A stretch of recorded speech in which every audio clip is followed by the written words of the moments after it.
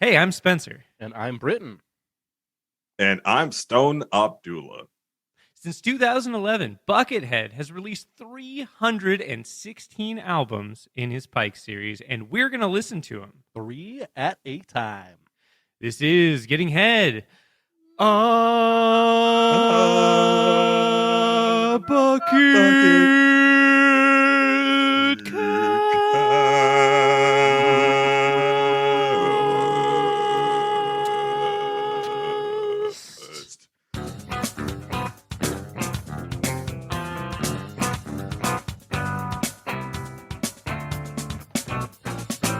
Welcome, buttholes, slutholes, and Jabba the Hutt holes, moles, the heiress of coals, and those who smoke bowls, those who pay tolls, those who flame trolls, and former presidential candidate Bob fucking Dole. Poles, a-holes, and the people who choose skull, people who are full, and people who type relationship goals. Olds, those who are cold, and big sleepy heads who are easily old. It's a long and windy way through, but here we are, and we're coming for you. Now what the fuck are you gonna do? You better think fast. It's episode 92 of Getting Head. A Bucketcast! Oh my god. Wow. Look at that. 92. Can you really believe it? We've done 92 of these things? That's too many. I don't believe anything anymore. Yeah, a good point. There's no point in believing in it. No, It's just going to be crushed on the internet. Yeah, I'm an atheist about this podcast. I don't think it I deny its existence. Yeah, I'm agnostic about it, so just it could respect my exist. boundaries. It could exist. I've seen no evidence of it existing, but I cannot, ignore the possibility of it existing. Right. Mm-hmm. There is a possibility that what you folks are listening to today, and folks out there in future land, there's a possibility that this podcast exists. But don't tell your mom, or don't talk to your grocery clerk.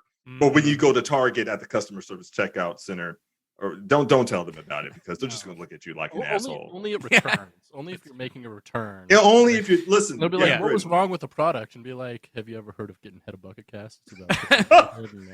Have you heard about this?" They say 16 albums in his Pike series. 2011. They've done 92 episodes. Sir, it's kind of a big deal. It's kind of a. Sir, you need to leave. We've told you 3 times now. Sir, this is a target. This is a target. Get the fuck out of here. We're joined by a guest. Amazing. Look at that. Hi. We love to see a guest. Thank you so much for your late notice jumping on the show. I was just messaging you. I was like, yo, come on this show. Here, listen to these albums. Do it. What's your name, and how did you get here? What did you do? Yeah, what'd you do, man? That's 3 questions I ask myself every morning when I get up. Same. Who am I? What am I doing? How did I get here? There you go. The big 3. Those are the big 3. Well, who am I, folks? My name's Stone Abdullah. I'm some guy that I used to be a scientist for a while, a climate scientist, did like numerical modeling. And then you were like, hey, we're all fucked. I'm going to go do something else. Right. I was just like, well, fuck this. Yeah, what's the point when the statistics get worse and worse every time you look at them? You're just like, my job doesn't matter. We're all fucked anyway. We're fucked. We're so fucked. And, having to live with that reality, like, it's one thing to, like, see the shit on the news. It's another thing to, like, know the numbers. You know what I mean? So I was just like, nope, this is an early grave. But then I took it a step further and started working with the government, like a research and development branch of the Department of Defense. A former Fed, I know, so you hear shit and all this. It was in artificial intelligence and machine learning on supercomputing, and I was teaching, doing this, that, and the third. I was just like, okay, well, fuck all this too, because I learned it was even more fucked up by the time I got there. Layers to the shit onion, if you will. That is just one big pile of shit. If I can just make that emphatically, if I can say that's emphatically possible. But now I call myself a science fiction author. Like, I went from scientist to sci-fi. Actually, you know what? That's a lie. I've always been a sci-fi writer. I've just now got the opportunity to do it. And I'm this guy that's doing this journey of the shadow thing. And hell yeah. But before that, I was a magician. We're all Bilbo failed Baggins. musicians here. Wait, aren't we? I mean, Aren't we? This is a safe space. Is that what the kids say? in America, if you're not a successful musician, you're a failed musician. Correct. Play something. I mean, just not well.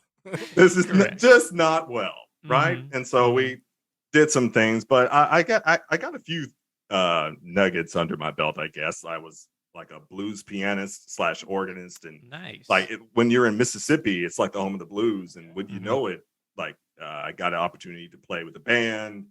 I was at Jesse Robinson's 500 Pounds Blues Band. Shout out to you, Jesse. I hope you're still around. And we got to play in BB King's Homecoming Festival twice, Nice. which was Nice. cool. So That's it's like, pretty tight. When actually. BB King was still alive? yeah, when he was still alive. This is like 2005, Yeah, 2006. yeah. I Nice. saw him And- in Anchorage back in like 1999. Wow, dude. Damn. I'm in Alaska. Anchorage, Alaska. Yeah. Anchorage. Weird. We're Weird both from venue. Alaska. I mean, it was in the 4th Avenue Theater, which is like the only nice theater in Alaska. Pretty sure that's gone. It is. They're tearing it down like very soon. Damn. My Hate mom to see just it. Probably told me that. because of the polar bears or something Yeah. like that. Yeah, you know? something like that. Yeah, probably. Yeah. They didn't like the movies, Polar Bears. No, no, they're not a fan. We're They BB just want King. We're Coca-Cola. BB King. Actually, like the reason why it was such a problem is they kept breaking into the theater to steal all the Coca-Cola from the theater. They tried switching to Pepsi, but it still didn't work. They were like, That's then what they just got pissed them mad. off. Yeah, Right. they just got mad. Yeah, so you know, You know, natural causes, folks. Natural causes. That's probably Exactly. a great way to like save the seals is just drop off a whole bunch of Coca-Cola to like the North Pole, right? Because Right. Right. then the polar Obviously- bears are gonna be like, do I want seal or do I want this fucking delicious Coca-Cola? Delicious, crisp, refreshing Coca-Cola. I mean, the Exactly. choice is obvious, right? Truly. Not a sponsor, folks. Not a sponsor. Yeah, by the truly. way. Obvious though. I mean, we want the original formula of Coca-Cola. If you guys look it up, kids. Yeah. the original formula. Oh, Without the yeah. We want that Cola, one. please. The cocaine cola. Oh yeah. Okay. Hell yeah. Uh-huh. Oh, what the hell else was I talking about, guys? Yeah, so did science fiction writing and stuff, and I got 2 books out called Journey to the Shadow. There's volume 1, and you guys can't see it at home, on the podcast, but I've got like posters. My voice is going to trail away from the microphone, and I'm Oh gonna yeah. put this down so at least you fellas can see it. On the thing there, you just see some characters. We got babes on the wall. Hell yeah! This is Hell yeah. Princess Clad Suzuka. fantasy babes. Hell yeah. Hell yes.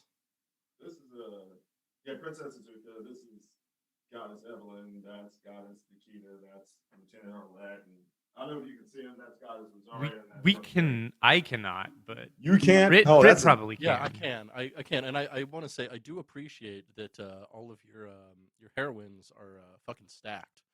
yeah. Yeah, yeah. Thank you. Fucking Thank big you. boobs. This. I mean, we've got huge mommy milkers. Yeah. You know what I'm saying? With Fantasy the mommy birthing milkers. hips. Uh-huh. What?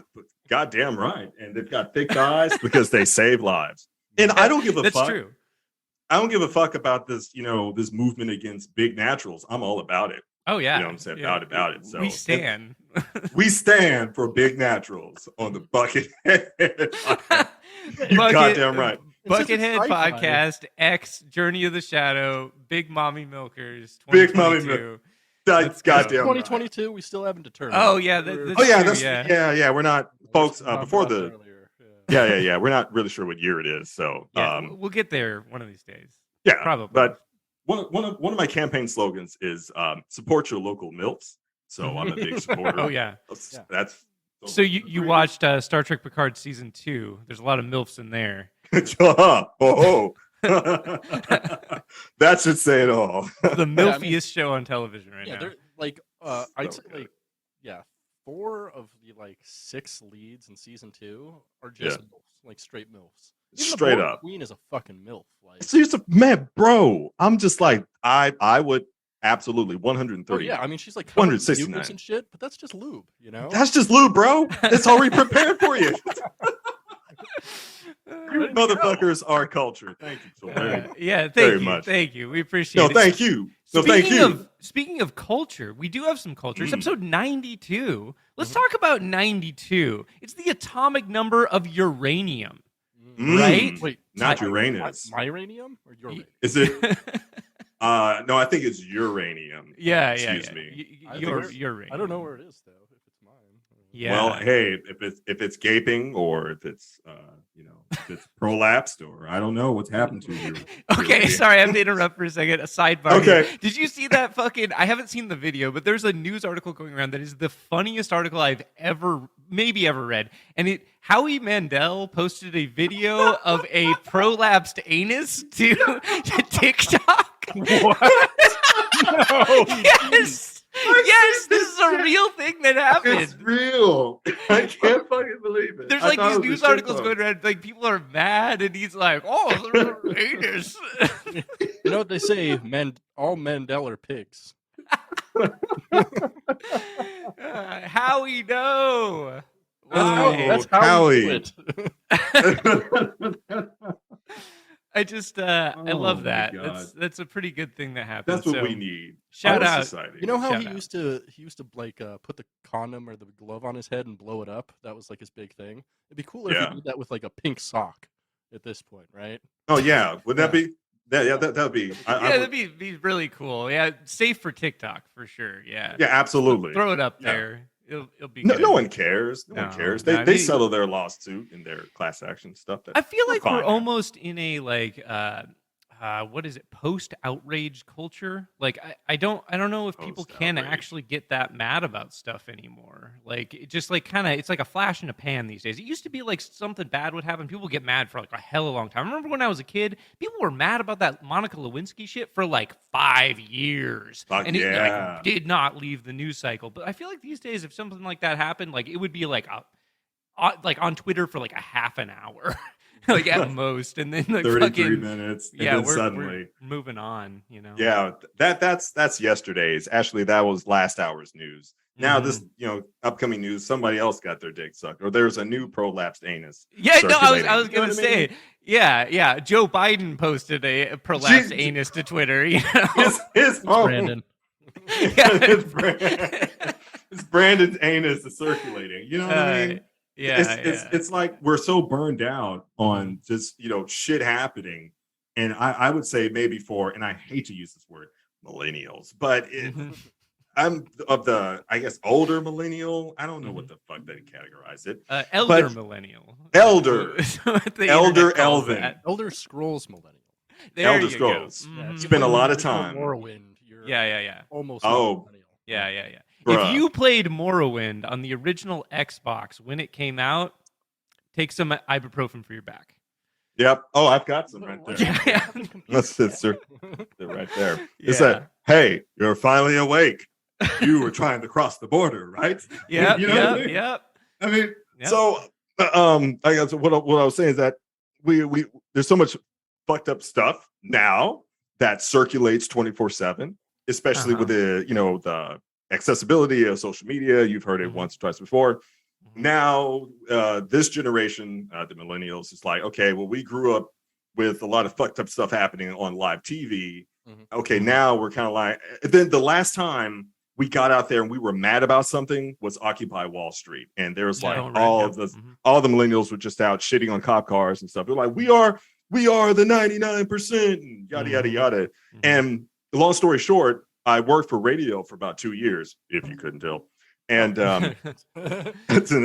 it explains a lot. But I interviewed some Occupy Wall Street protesters, some fellow millennials. Mhm. And Mhm. one of my questions was, what do you guys hope to accomplish? And I didn't say that in a condescending way or a snidely. Yeah. Well, what do you hope to do?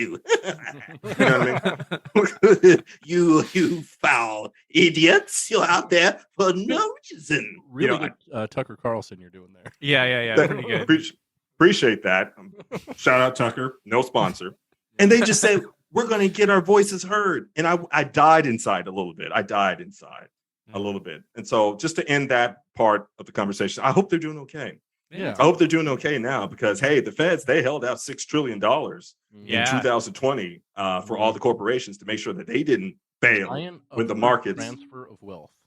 But Mhm. bro, It went to people's pockets. It didn't go to any of the working class. Mhm. hell Like, no. Did it? 800 million went to the working class. The rest of it went directly upwards. right up in their asses. Mhm. You know what I Right mean? up in Just, and they're prolapsed anuses. Yeah, It was- right up into Howie Mandel's Howie prolapse Mandel. anus. Oh, that's it. Howie Mandel Coming I up think, next. is the 1%, so we can't blame this on him. We can. We can. That's He's how- part of the that's how Brandon. we do it. He's part of the Brandon. If you're not part of the solution, you're part of the Brandon. Yeah, Okay. You're part of The Brandon Industrial Complex. the Brandon.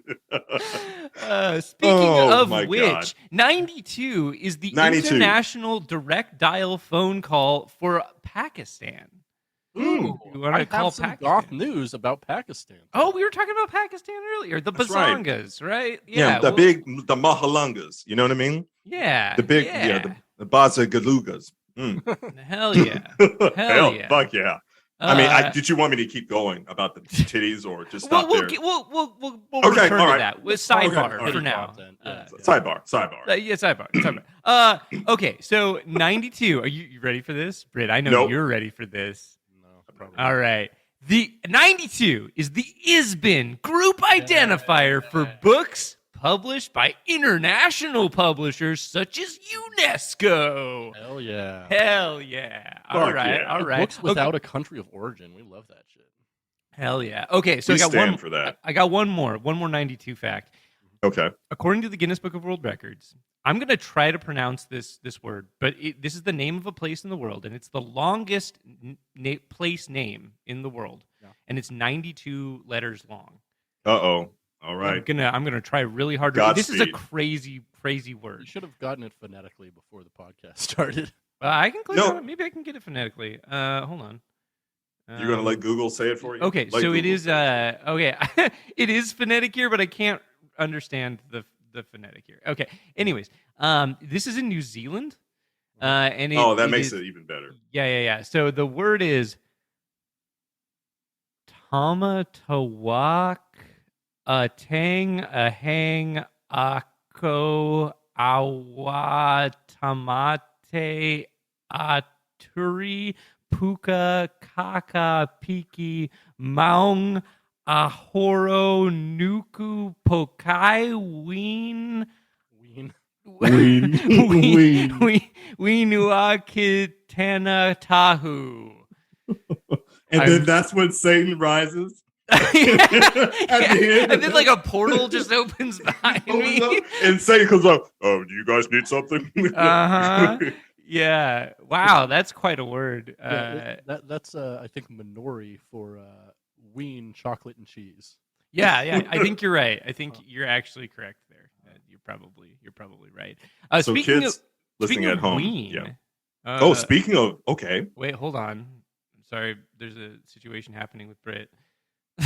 I saw a cat. Yeah. And then my cat needed to be let out of the room, otherwise she'd just meow at us. Yeah. Oh, yeah. Cats. Cats are they assholes, do but we that. love They them. do that. Yeah. Yeah. That's what all cats are bastards. I think that's what ACAB Mhm. stands for. All cats are Oh Brandon. yeah. Cats are Brandon's. Oh. All cats are branded. All cats are Brandon. That's Just good. fuck this. That's fuck the name those of the cats, man. episode. Yeah, I'm calling it right Okay. now. That's pretty good. Okay. Speaking of Ween, though, and Brandon, I think it's time Ween. for goth news. All right, Mm. let's do it. Beneath the waning moon, it's goth news. Goth news. Goth news. This week in goth news, Mhm. in Pakistan, in the town of Shorab Goth, 8 people were shot this week, Oh, no. including a young boy. The violence Oh, started jeez. due to ethnic tensions that arose in the wake of a killing of a man during a scuffle at a tea shop. I have no Oh, idea wow. what this is all about, but racial killings are not very goth. No. That's Get your that's shit not goth. together, Shorab Goth. You've got a great name. You've got Yeah. you should be having sex, not stabbing or Exactly. that. Yeah, Yeah. listening to The Cure, fucking Depeche oh Mode. Depeche just like- Mode, just having that shit on repeat. Dude, Doing yeah, like exactly. ketamine in the goth club bathroom. Yeah. What you talking about? Okay, Yeah. come on, throw on some fucking I don't know I keep saying 9 Inch Nails, Susie and but the just Banshees, 9 Inch Nails. oh Let's yeah, go. let's okay. fucking- My Bloody Valentine. New- Can we new just? Gary yeah. Newman. Yeah. Yeah, fucking A. God damn it! Let's go. What are you guys doing? Yeah. What are they doing over there? You Great just fun. gotta, blast some tunes, not blast your friends with So- guns. but if you're Unless you're if you're doing going it to with, blast, some gum. Yeah. yeah, there you go. That's what I was Yeah. about to say, Britton. Yeah, we were on the same page. Okay, I'm laughing. Let's go, Britain. Yeah. Let's go, Fuck Britton. Yeah. Shut the fuck up! You stop that. Further in goth news, a few weeks ago, it was announced in an article that in animal rescue in Minnesota, there are two, quote, goth lesbian foxes that have bonded and began cohabitating. Apparently going viral on the internet. Esme and rules. Mama are both fairly rare black and white foxes and also fairly rare lesbian foxes. Even rarer. Yeah. Foxes are often monogamous, and both foxes have thus exhibited many behaviors usually reserved for a fox's mate. Wow, Really that sweet. rules. Yeah, right? But they never sent me an invitation to watch. That's my problem. No, I mean, That's my. it's on the internet though. Like, Is Yeah. it? an invitation to watch weird shit on the internet. I mean, that's true. listen- That's true. Britton, I like to. I'm a hands-on type of guy. You know what I'm saying? Uh-huh. And if they could just give me the location, the Animal Rescue League or somebody, Mhm. just send me a DM or email. Uh-huh. I would like to- Minnesota, I don't know if you want to go to Minnesota. It's cold. Oh, yeah. Yeah, nobody wants to go to Yeah. Minnesota. Yeah, fuck Minnesota. Yeah. Uh, But shout out to those foxes though. yeah, definitely. But- Lesbian yeah, yeah. foxes. Yeah, I mean, but yo. especially goth foxes. Good luck to So- them in their house. Yeah. Yeah, good luck. For sure. For sure. Wishing them all the best, Mhm. especially Yeah. Minnesota. And sadly, in goth obituaries this week, Matt King, American artist and co-founder of art collective Meow Wolf, passed Oh, away wow. this week suddenly at the age Wow, of dude. 47. Damn. What? Yeah, King That- began his that career as a sucks. painter, and when living in Texas, he taught outdoor education to grade school children in the Dallas-Fort Worth area, Mhm. and had plans to open a summer camp. In addition to his work as a visual artist, King was also a multi-instrumentalist and musician. He moved to Santa Fe, New Mexico in 2007, and in 2008 he created his first immersive work, Meowzors, with other artists from the art collective. Mhm. That same year, Meow Wolf launched for the first time. He has also designed and built some other notable artworks, including House of Eternal Return in Santa Fe, New Mexico, and the very popular Omega Mart in Las Vegas, which is like a really cool art exhibit that's a big fake grocery store. Yeah, Yeah, I've got a I've couple heard of of this friends. dude's stuff. Yeah. Yeah. that's right. Yeah, That's he was, right. Man, 37? Are you Yeah. kidding? That's rough. No cause of death given yet, but he was Fuck. undoubtedly one of the most accomplished makers of interactive and immersive pop art to ever live. Yeah. Hell So rest yeah. in peace, Matt, and thanks for Rest your in peace, Matt. contributions to art. Travel well, be safe, and most Be importantly, safe, my friend. stay dead. Yeah, don't be a necromancer. No, Because No. we love you, but don't do that shit. Don't come Like, back. You're gonna Yeah. don't stop it. And finally, in goth news, the University of Louisville this week announced they still don't have a name for their football team. Hmm. The last name the stadium had was Papa John's, named after goth and patriarch Papa John Schnatter, which was 32 removed in July of 2018 after John Schnatter was ousted from his own company. The university reached a settlement with Schnatter in October of 2019, which allowed it to begin the process of a new naming rights sponsor, but COVID messed up the negotiations, and they still don't have a name. Schnatter stepped down as CEO of Papa John's in 2018 after he blamed declining sales on football players protesting the treatment of black people in America, causing their stock to fall 30%. He then used the N-word during a conference call. Ooh. Oh yeah, that one didn't work. But Nice move. Nice move. I Nice solid. one. it's weird because that sample is the same one I use. It just for some reason it's shorter on here. It's super dumb. That's okay. Hey, we're Skynet. managing to make it work so far. It's working out. It's going You know, okay. it's just like, when you're not packing a whole lot, fellas listening at home, okay? Listen, if you're not packing a whole lot, you just make it work. True. Okay. That's the moral of And the you know what? story. It is one of my very favorite heroes once said, "Oh fuck it, we'll do it in post." Um, Hell yeah. yeah. Hell yeah. We'll do it Hey. in post. Hey, Britt, what's up with you? What's going on? I am so What are you fucking doing? sick right now. I have Oh, strep shit. real bad. Like fucking sick, right? You're sick, Like, bro. I'm like- so sick, dog. Like, yeah, I've been listening to all sorts of Godsmack. nice. A lot of Eve So 6. you're the one who's so far away. Yeah, Uh-oh. when I feel the snake bite enter my veins. Okay. Oh, so that's So- what. Oh, okay. So, question about that song specifically. Uh-huh. Okay. He's not the one who's so far away. However, it never addresses who is. Mm, I mean, that's I don't true. think it's even an implication that you're the one that's so far away. I've been in it's just limbo he's not since the one. '98. Oh. He's not the one. That's He's so not the far one. away. But when he feels the snake bite into his vein, And entered. They ain't. yeah. And the one that's so far away. And what do you say? And When I he feel- doesn't remember how he came. And so Oh. the way I interpret it, I was just like, Uh-huh. oh, you don't remember how you shot ropes, or Yeah, Yeah, you busted It was- ropes. It Yeah. was the first time he did prostate play, and he was like, "It works like that too? Auga. You just press the button and it goes." it just wow. And so then he wrote a song about it. Yeah. So, nice. I didn't know whether or not he was addressing other people who may have experienced the same thing. He wasn't the one that was so far away. So it must be, well, maybe it's me. But I was like, I was nearby with my own swing when I shot a rope. So I said, well, that can't be it. So I started asking around the neighborhood in '99. And I was like, that's dangerous. I know. So they were just like, Door get the fuck out of my knocking. face. I was just like, excuse me, sir. Are you the one that's so far away? And have you shot it? How many times you shoot ropes a day? Okay. All right. Well, thanks for your time. They I'm just calling sent- from Joe Biden's campaign. Where we want to see if we can I'm count sorry, on you for I'm your sorry, support. Joe Brandon's campaign. Joe Brandon's campaign, Joe but we do Brandon. need to know how many ropes did you shoot today? Part of the data collection we got for Kamala just- has to know. It's part of our inclusive. Kamala. It's called part of our inclusive training. So just be as honest as you can. Mhm. Ropes, yes. Do you shoot for the moon or do you shoot for the stars? I mean, so How much cleanup are we looking at here? do you think it will be 4 ounces, 16 ounces? Just Well, that's a lot. would you prefer the imperial system or the metric system? Which one do? Which Oh, one? they Do got you, liters? Yeah. How many Liters and milliliters? gallons, Yeah.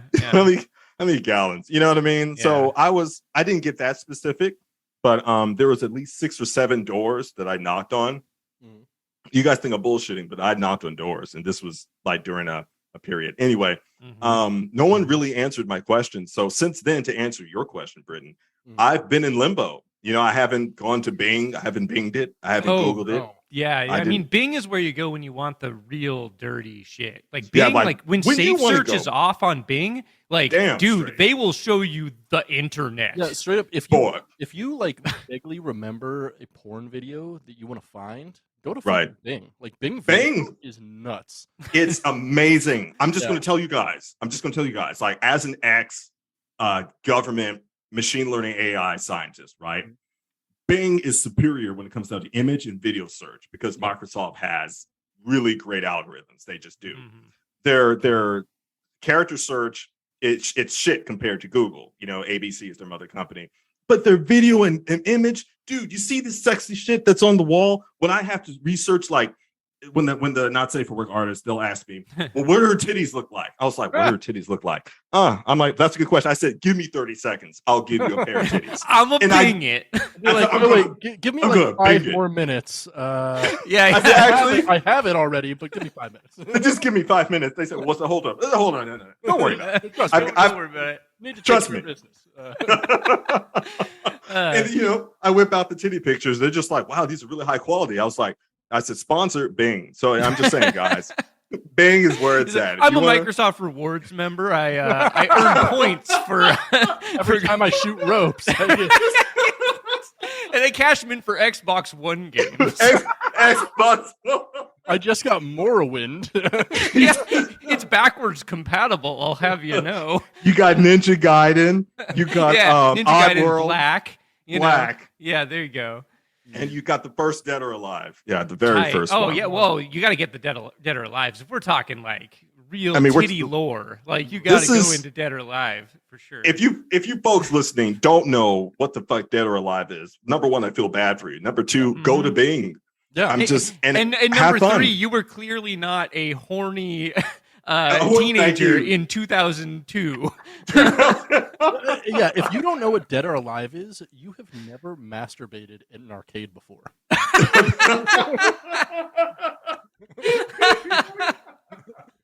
Wait a minute, you have the joystick in one hand, you've got your joystick in the other hand. Oh yeah. It's just like, yeah, Kasumi. Yeah, I just keep on moving backwards, and I'm like, yeah, I can't hit her or anything. I can't press a button. But if you make the character jump, the titties will jiggle. So you're just pressing up on the joystick over and over again. So yeah, even when you lose, you still win. You still win. Yeah. Win-win. See that, guys? That's nostalgia. Sponsored. And that's why Brit is banned from the Diamond Center Mall in Anchorage, Alaska. They don't even have a fucking arcade there anymore, and I'm still banned at sex. Yeah, I hate to see it. So you're sick. How did you get sick? What did you do? Is it strep? What happened? Strep. It's real bad. I'm sorry about that, man. I'm pretty sure it was Pat, the co-host for our other show, because he just had like COVID real bad, and he was coughing a bunch when he was here. This girl I hooked up with like the day before. He's the only person I've actually been near at all for like 2 weeks. So it was either her or him, and I already like hit her up, and I'm like, "Hey, I have strep. I hope you don't have it." And she was like, "No." And then sent me pictures of her cat, and I'm like, "Fuck her again." Yeah, hell yeah. Oh yeah, you keep her and yeah. Oh yeah. I mean, I'm not saying the cat, but I'm saying her. You got to go like find that cat picture, respond to it now, and just say all cats are Brandon's. No context. Question mark. Block. Block. Oh, be like, sorry, I'm delirious from the strep. Yeah. Have you listened to Godsmack? Are you the one who's so far away? It just said because you're not at my apartment right now. No, and just saying. You know what?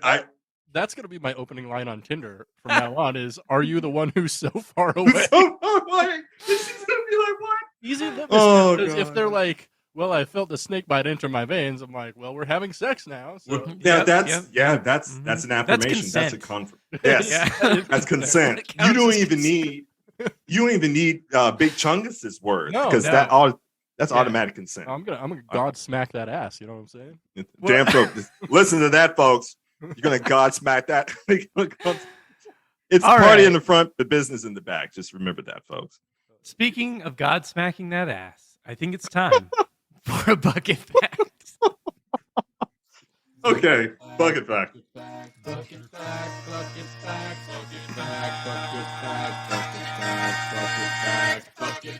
Today, we're going to talk about a collaboration Buckethead did that is rarely talked about in the Buckethead community, which is really strange to me, to be honest. His music with Axiom Funk. Okay. Axiom Funk is a studio project produced and directed by none other than Bill Laswell, frequent collaborator with Buckethead, and is their first and only full album, Funkernomicon. That's such a good album title. It's well known for being the last album Pedro Bell, longtime artist for Parliament Funkadelic, did artwork on. Oh, wow. Hell yeah. Final recordings of legendary Funkadelic guitarist Eddie Hazel before he Eddie passed Hazel. away in 1994. Wow. Dude, Eddie Hazel slaps. Maggot Brain remains one of the best solos ever played. It Absolutely. rocks. And the story behind it's so fun. So good. Like, it's just a cool time. Indeed. Although under the name Axiom Funk, Funkernomicon is largely known and considered as the last, one of the last full-fledged Parliament Funkadelic albums from their original lineup, featuring notable members George Clinton, Bootsy Collins, Eddie Hazel, drummer Bigfoot Braley, and Bernie Worrell. Also featured are notable non-Funkadelic musicians Herbie fucking Hancock, Buckethead, drummer Brain, funk legend Sly Stone. Sly Stone. Bill Laswell himself. Wow. What a lineup. Are you fucking kidding I know, right? Dude, that slaps. So I have a lot to say about these albums, and like I kind of try to parse like who I'd recommend them to, but straight up, listen to this album. It's a fucking funk tornado. Like, if Just- you're into P-Funk, I would categorically recommend it. And by that you mean prostate funk, right? yeah. But yeah. you mean prolapse funk? Is that? Is No, that what you- Howie, that's not what we mean. Is that? It's not. That's not how we do it right now. Okay, yeah. It is how we do it, unfortunately. It's how we do it. But We to Pikes this week. Yeah, Pike 274, 275, and 276. Fourneau Cosmique Dreamthread.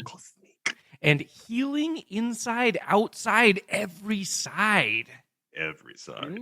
Oh yeah, Hell yeah. man. I gotta say, 276. I had on repeat, man. Ooh, Like, yeah. 276 was great, which is weird. It 'cause, is like, really good, yeah. It was actually pretty low rated with some of the Buckethead raters that I look at, which is super strange to me. Yeah, I That's- think that one's super good. That being said, we will get into that in a second. Before we do that, though, we are obligated to ask you a question. Me? Which is you, yes, our guest, our lovely guest, which is, like, what do you know about Buckethead? Like, I know, like, me as a stranger reaching out to you on the internet is like, hey, you want to be on my Buckethead podcast? And of course, any sane person's like, yeah, absolutely, I want to be on the Buckethead podcast. But yeah. what do you what's your history with that? What do you know? My history with Buckethead has been like as a guitarist, Yeah. and like I've listened to what I've understood as his Pikes. They say albums, but they're Pikes. Of course, I haven't listened to all of them. I said this man is just a music machine. Oh, yeah. But what I love about it is like he's a jazz funk experimentalist. That's what I understand about Buckethead. And I think like over the past 10 years, like I've dipped in and out of Bucketheadology. And it's just because of like life stuff, you know what I mean? And Right. that will come and go. But I think one of my biggest, how you say, dives into Buckethead, this is what I was mentioning before we got on air, I believe. I ran into this girl, this lady. Hope she's doing okay. All right. That's all right. Up front, folks listening at home. And she was from the South. All right. Southern Belle. Right. She looked great. Yeah. You know, and she was a big fan. Like she was a huge fan of Buck. I'm talking about, I mean, like she was like really huge, like really big. Like she was a really big, huge fan. Buckethead. It was amazing. One of the biggest fans The I've ever best seen. fan. The biggest fan. The biggest fan is one of the greatest things I've ever seen, believe me. And so she was just all about Buckethead, and she was sending me a lot of his Pikes. And the only thing that it wasn't Buckethead's music, it was the lady that I have to say that every now and then she would tell me I want to die, and I think that was independent of Buckethead's music. So I separated that. Sure. So I separated that. But musically between me and Buckethead, I really liked his style, which was just unorthodox from what you would hear from Steve Vai, right? Or any of the other shredders out there. I forget my man in Dream Theater. John Petrucci. John Petrucci, yeah, because he just released a plug-in with Neural DSP. Oh yeah. So I saw it's that. just dynamically, Yeah. it's just dynamically different. It's sonically different, and he's not a try-hard. He's a musician. You know what I'm saying? Yeah. And so, growing up with a lot of like my dad, rest in peace, he had like so many jazz albums from Kenny Burrell and a lot of other jazz guitarists. And man, like when I listen to Buckethead, so there's an automatic, inclination to be like, man, that sort of funky, that groove, but that fusion, that jazz funk fusion sound that he's got, it's beautiful. Yeah. Hell yeah. And so that was really my introduction. I think the first time I heard Captain Bucket was, it's 2020. We don't know what year it is, so I'm just going to say. That's true. Yeah. We're don't throwing know. numbers at a wall here. It could be 2069. We don't know. We don't know. It could be 69, which is the sexiest year. Damn, I hope that we're it around. is. Yeah, probably. Yeah. I hope that we're and around. 666 AD. Those are the two. Buddy. Yeah. What you talking about? Was it 2008, 2009? Well, 09, end of 09. That's when I discovered Buckethead by accident because YouTube was really young. Yeah. It was like 3.5 years old by that time. Imagine YouTube being young. That's how old we are. That's such a weird kids thing. at home. Isn't that weird to So say? weird. Okay, I remember existentialism. Early non-HD YouTube. You know what? I actually remember the very first video I ever watched on YouTube. You want to know what it is? No. Do I want to know what it is? Do I really? Okay, I don't know. Spencer, I tell don't us. want to know what you masturbate to. Spencer. Okay, so Yeah, that's so exactly. there was a TV show. I think in the like early 2000s. It's called like Duck Dodgers in the 24th Century or something. Motherfucker! I Okay. love that show. So I remember that. no. Check this out. There's an episode where Dave Mustaine is on the show, Yes. and there's a Megadeth song in it, and that episode. Or not that episode, because at that point the time limit on YouTube was 10 minutes. You couldn't have a video over 10 minutes long. Right. So it was Right. the segment of that episode that had Dave Mustaine in it and the Megadeth song. That was the very first video I ever watched on YouTube. I remember somebody sent me the link to it, and I was like, "What is YouTube?" And then I watched that video. It's like, "Hello, it's Tube again." It's And- Tube. Yeah. Better Yeah. than 4Tube. Yeah, but- for sure. Better than But 4Tube. yeah, that was the first YouTube video I ever watched. See that? So- See that, guys? That's Yeah. how we. It's history That's our right entry drug. Yeah, It's history. That's that's how we do it. Speaking That's how we do it. Pike 274, Fourneau Cosmique, released Ooh. on February 22nd, 2018, 75 days after the previous Pike, Guillotine Furnace, Wow. and the first Pike of the year 2018. yeah. How many pikes were in that year? I Two. wonder. Two? Just 2018, only just two? Just two. We're What's Wow. crazy? How many were in 2017? A bunch, a fuck ton. Like, Crazy. A stupid. and then A there's stupid fucking none in 2019. So we're Wow, going to yeah. listen to all of the Pikes from 2018 and 2019 today. Yeah. And the first from 2020. Indeed.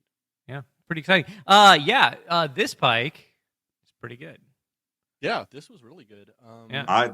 I appreciate that one. That 274. That when you get into, because it's named Fourneau Cosmique, the first song, Yeah. I believe. Yeah. And I was just like, oh, this is kind of like Barracuda 4.2069. You know what I mean? Because Yeah, it has it's- that little Highly bum, melodic da-da-da-da-da. alt metal kind of stuff. Yeah. There's a lot of Yeah. great riffs, and it's all very much in like major and like relative minor keys. So it's super melodic the entire time, which is Right. something we don't always get from Buckethead, but we love to see it when he does it. Yeah, and I And feel he does like it so well. yeah, I feel like the drum ahead, Spencer. programming is a little above average in a couple of these There songs. was a really cool part in the drum programming where like it's like the whole song started to slow down, and he just saturated the snare drum with a fuck ton of reverb, and it sounded Yeah. so cool. It was such a good production decision. I was just like, hey, Yeah. that's really cool. Good job, dude. Really Like, solid that's- stuff. Yeah, really solid stuff. Gave me a boner. Yeah, yeah, for sure. Fuck it, Rose. Just saying. Bucket ropes. That's going to be a jingle. All right, but Yeah. that's after the show, folks. That's after the show. yeah. We'll all bust together after the show. So Yay! yeah, no can't worries. We'll wait. do we'll do that later. That's for It's going to the be a group thing. yeah. That's for our OnlyFans. You know. So Yeah, you guys sign up. It's 69 cents, adjusted for $1 adjusted for this inflation. So hey, just take a look. Oh, yeah. $4.20 a month. It's you. You know what they say? A podcast that busts together trusts together. Trust.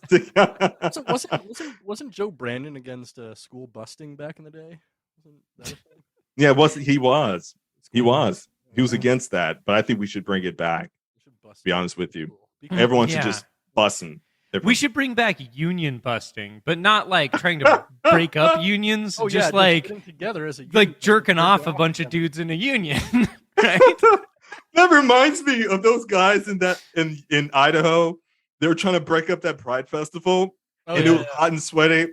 And it was just like I was like, I don't know what's gayer, the Pride Festival or all those guys in the back of that U-Haul in the hot sweaty. Yeah, The right. guys in the back of, I want to say it was one of the 12-foot U-Hauls. It was so fucking small. It was Mhm. small, and there's there's like 32 dudes. 30 in there? yeah. They were all standing dick to ass. Like, Right. Mhm, I was just mhm. like, you guys just need to have a conversation.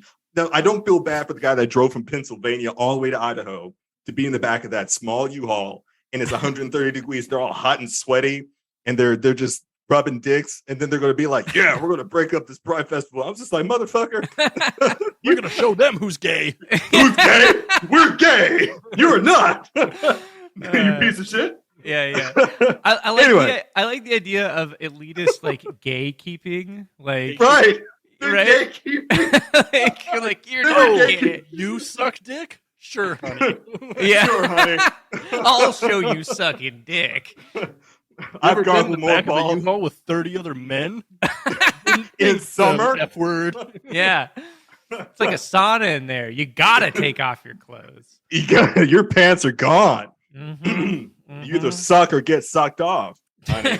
Exactly. It's only 2 moves. It's Yeah. only. Oh Yeah. God, where were we in this I don't Buckethead know. podcast? I don't know. Yeah. Fourneau So Cosmique. Pretty good. Pretty two good. tracks on here. Second track was a lot more experimental. It was Yeah. more of Really this experimental. huge, long solo and also a ton of effects stuff going on. And like weird, Yep. really strange stuff. It had a cool Really cool mania though. to it though. I liked it. I liked it. It wasn't like Mhm. his I don't think it was as focused as like the next Pike in its mania, but it still had a cool mania Agreed. to it. It was very frenetic. Yeah, I frenetic's a like good what it word did. for it. You Yeah. always like when I say frenetic. You're like, "Ooh, that's a good word." I'm like, Don't- that makes sense. That makes sense Don't- that I would say that. I like the word. Don't they use frenetic. frenetic? Don't they use frenetic in like Elden Ring when you go crazy because you don't have any maiden? Sorry, that was a nerd moment. Probably. Not sorry. I mean, what I really when I was listening to Endless Experiments, that was because there's only 2 tracks on Pike 274, folks. Mhm. I said it's purely experimental groove, and it's not designed to have a whole lot of structure like the previous. Like he showed that he could do that. Like you were saying, there's some minor sevenths and some stuff that you can play around with in standard and whatever. And there's a fuck ton of time changes. But what he does with it is like it's not like a run-on sentence. You know what I mean? Like you're writing some shit and you can't understand it. It blends together, but it's not nonsensical, if that makes any sense. It's not nonsense. it's like a guy talking really fast about something he's really passionate about, but like Yes. and if you And he's know sweating. about it, Yeah, definitely. And he's in the back of a U-Haul with U-Haul. 32 other dudes. sucking white supremacist dick, and he's like, Right. So when you suck white supremacist dick in the back of the U-Haul, it's all dark, so you don't know exactly who you're sucking. Uh-huh. So you just got to grab what you can, and just keep that jaw straight up. You gotta, One time I you jerked gotta off a guy's foot. frenetically jack while you suck. Yeah. frenetically and emphatically Mhm. jack while you suck. I really like words that start with PH. I'm just a huge fan of that. It starts with an F. What? It starts with an F. Oh, Like shit. fuck. PH. I'm sorry. That's enough. Oh, Sorry. Spencer was just this is a subtle way of telling us his favorite band is Fish. Oh, shit! You Oh. weren't supposed to pick up on that. Damn. I picked up exactly what you laid down. I there, call but that a fish whistle. Like when you're. George H.W. Bush was really into fish whistles in his campaign. He was I heard that Karl Rove really liked to fry his fish whistles. You know what I mean? Oh shit! Shout out to Dick Cheney. Yeah. He was pretty cool when he shot that dude. Yeah, it was really cool. That was I like that. the most anti-Brandon thing you can possibly do. Totally. You can possibly Buddy. do. And then have him apologize to you for getting shot. God, That was my favorite pretty, part. That was pretty Dick hard. Cheney That goes did hard. not say sorry. Yeah. he did not. Nope. No. Nope. Not with No. him and his heart problems. He's not going to say sorry. Oh, no. How Nah. about that? Too much stress. Nah. Yeah, saying not around sorry. for But long he's gonna have enough. to own like all of the evil shit he did, and he's dead. Yeah, right. I mean, we can't have that, Britain. Yeah, the Fuck is that? delusion is what's preserving him. That's right. Exactly. And we all need our little delusions, right? We do. Just like me wanting Blockbuster to be here or Toys R Us. Sorry, Yeah. that's bringing up really painful memories. No, Yeah, I- it's I bringing want- up painful memories for me because I worked at Toys R Us and it was the worst job I've ever had in my Yeah, life. But your manager had the largest and most bulbous gunt I have ever seen in my life. you've seen it, Britain. Yeah, This is well, what- I'd go visit Spencer at work, and I just like stare at this lady's fucking fupa, just like it was on display more than any Yeah. of the toys. Like,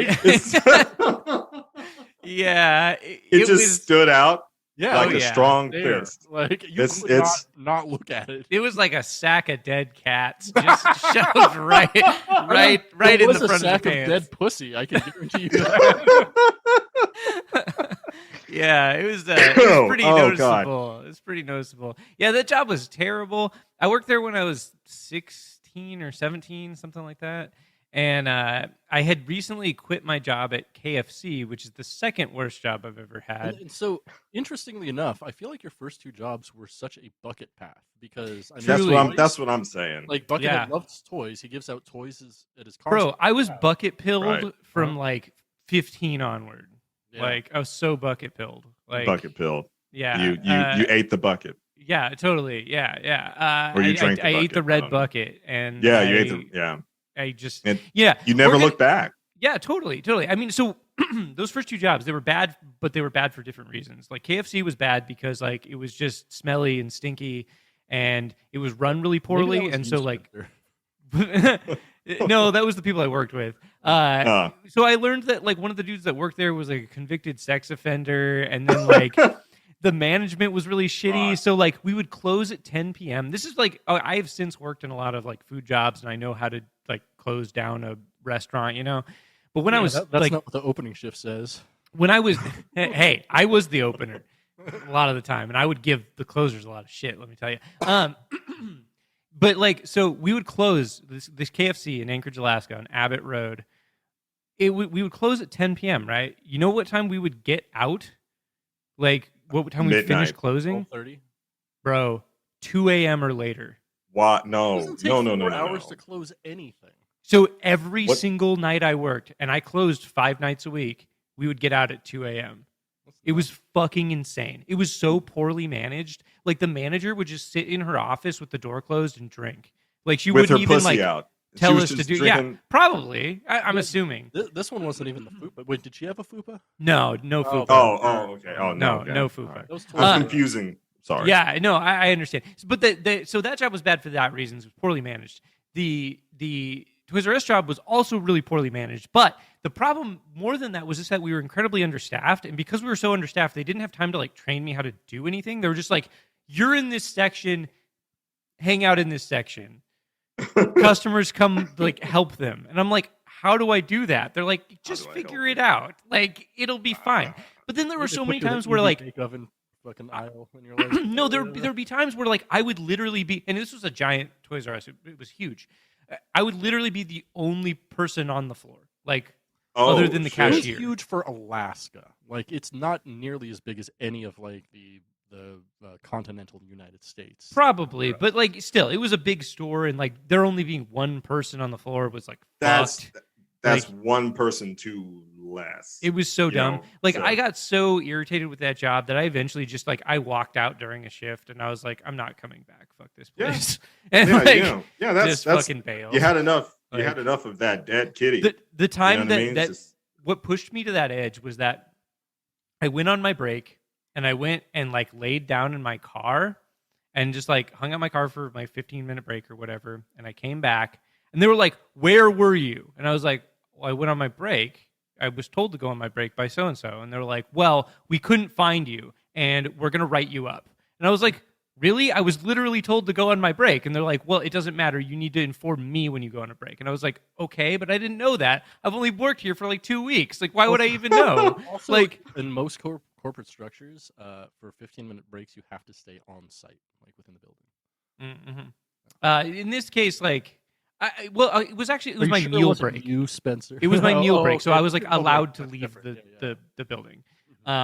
So I don't know. It was really dumb. I was just mad at them for getting me in trouble for that was just stupid. whatever. And I was like, fuck this place. I'm tired of this shit. Then I Yeah. worked at Zoomies for a year, and that's a whole other And- story. wow. But, I you know. Yeah, I would love to hear that. Just write books about your Yeah, previous yeah. employment. Like, Just do like I do. Spencer doesn't know Just how to become read. an. oh, Oh, yeah, sorry.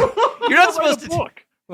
Is this That's why another I do fish all the whistle? fucking- Yeah, that's why I do all the fucking segments with writing on this show. Yes. So it's been revealed. Okay, I get it. Yeah, I get it. yeah, Thanks, yeah. Britton. Yeah, you're welcome. Let's go, Britton. But yeah, let's go for it. God damn it! Pike 274 is Oh. a solid pike. I like it. I think it's good. If this pike was a relative of yours that you have uncomfortable conversations with, what relative and what conversation would it be? I mean, How many relatives? It's not, but Could be any. It's any not number. this, but the only relative I have uncomfortable conversations with is my Aunt Linda, who is the Sounds like an uncomfortable name. You know, yeah, what I mean? yeah. She's Linda. the, what is she? So she's the widow of my mom's brother. She's my aunt Uh-oh. technically, but like, you know, since my mom's brother died, I haven't really talked to her much. Yeah. She is like a solid right-wing capitalist. Oh Absolutely shit. fucking goofy shoes. My favorite story about her is she owns or did own a landscaping company, and she had my brother work for her for a day. And then at the end of the day, she like hands my brother $200, and she's like, "So, we can do this one or two ways. We can do this the socialist way or the regular way." And my brother's like, "What?" And she's like, "Well, the socialist way, I take $100 for goods and services, and but the real capitalist way is you earned this $200, and which makes no sense. That No, is that makes no literally sense. That's capitalism. no. She literally described capitalism, but said it was socialism, which is what so many That's- capitalists think, and it's all fucking that's- dog shit.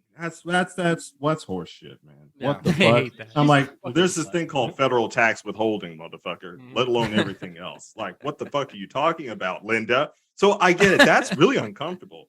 I would have a lot of choice words. Yeah, For so her. I just don't talk to her anymore because she's fucking nutty. She's the type of person who's been reading the Drudge Report since it was on the internet. No. in the 90s. No. Yeah. No. Like she goes back deep. Like I remember, No, man. She last time I was there, which was in like 2003, the Drudge Report was her homepage for her web browser. Wow. What?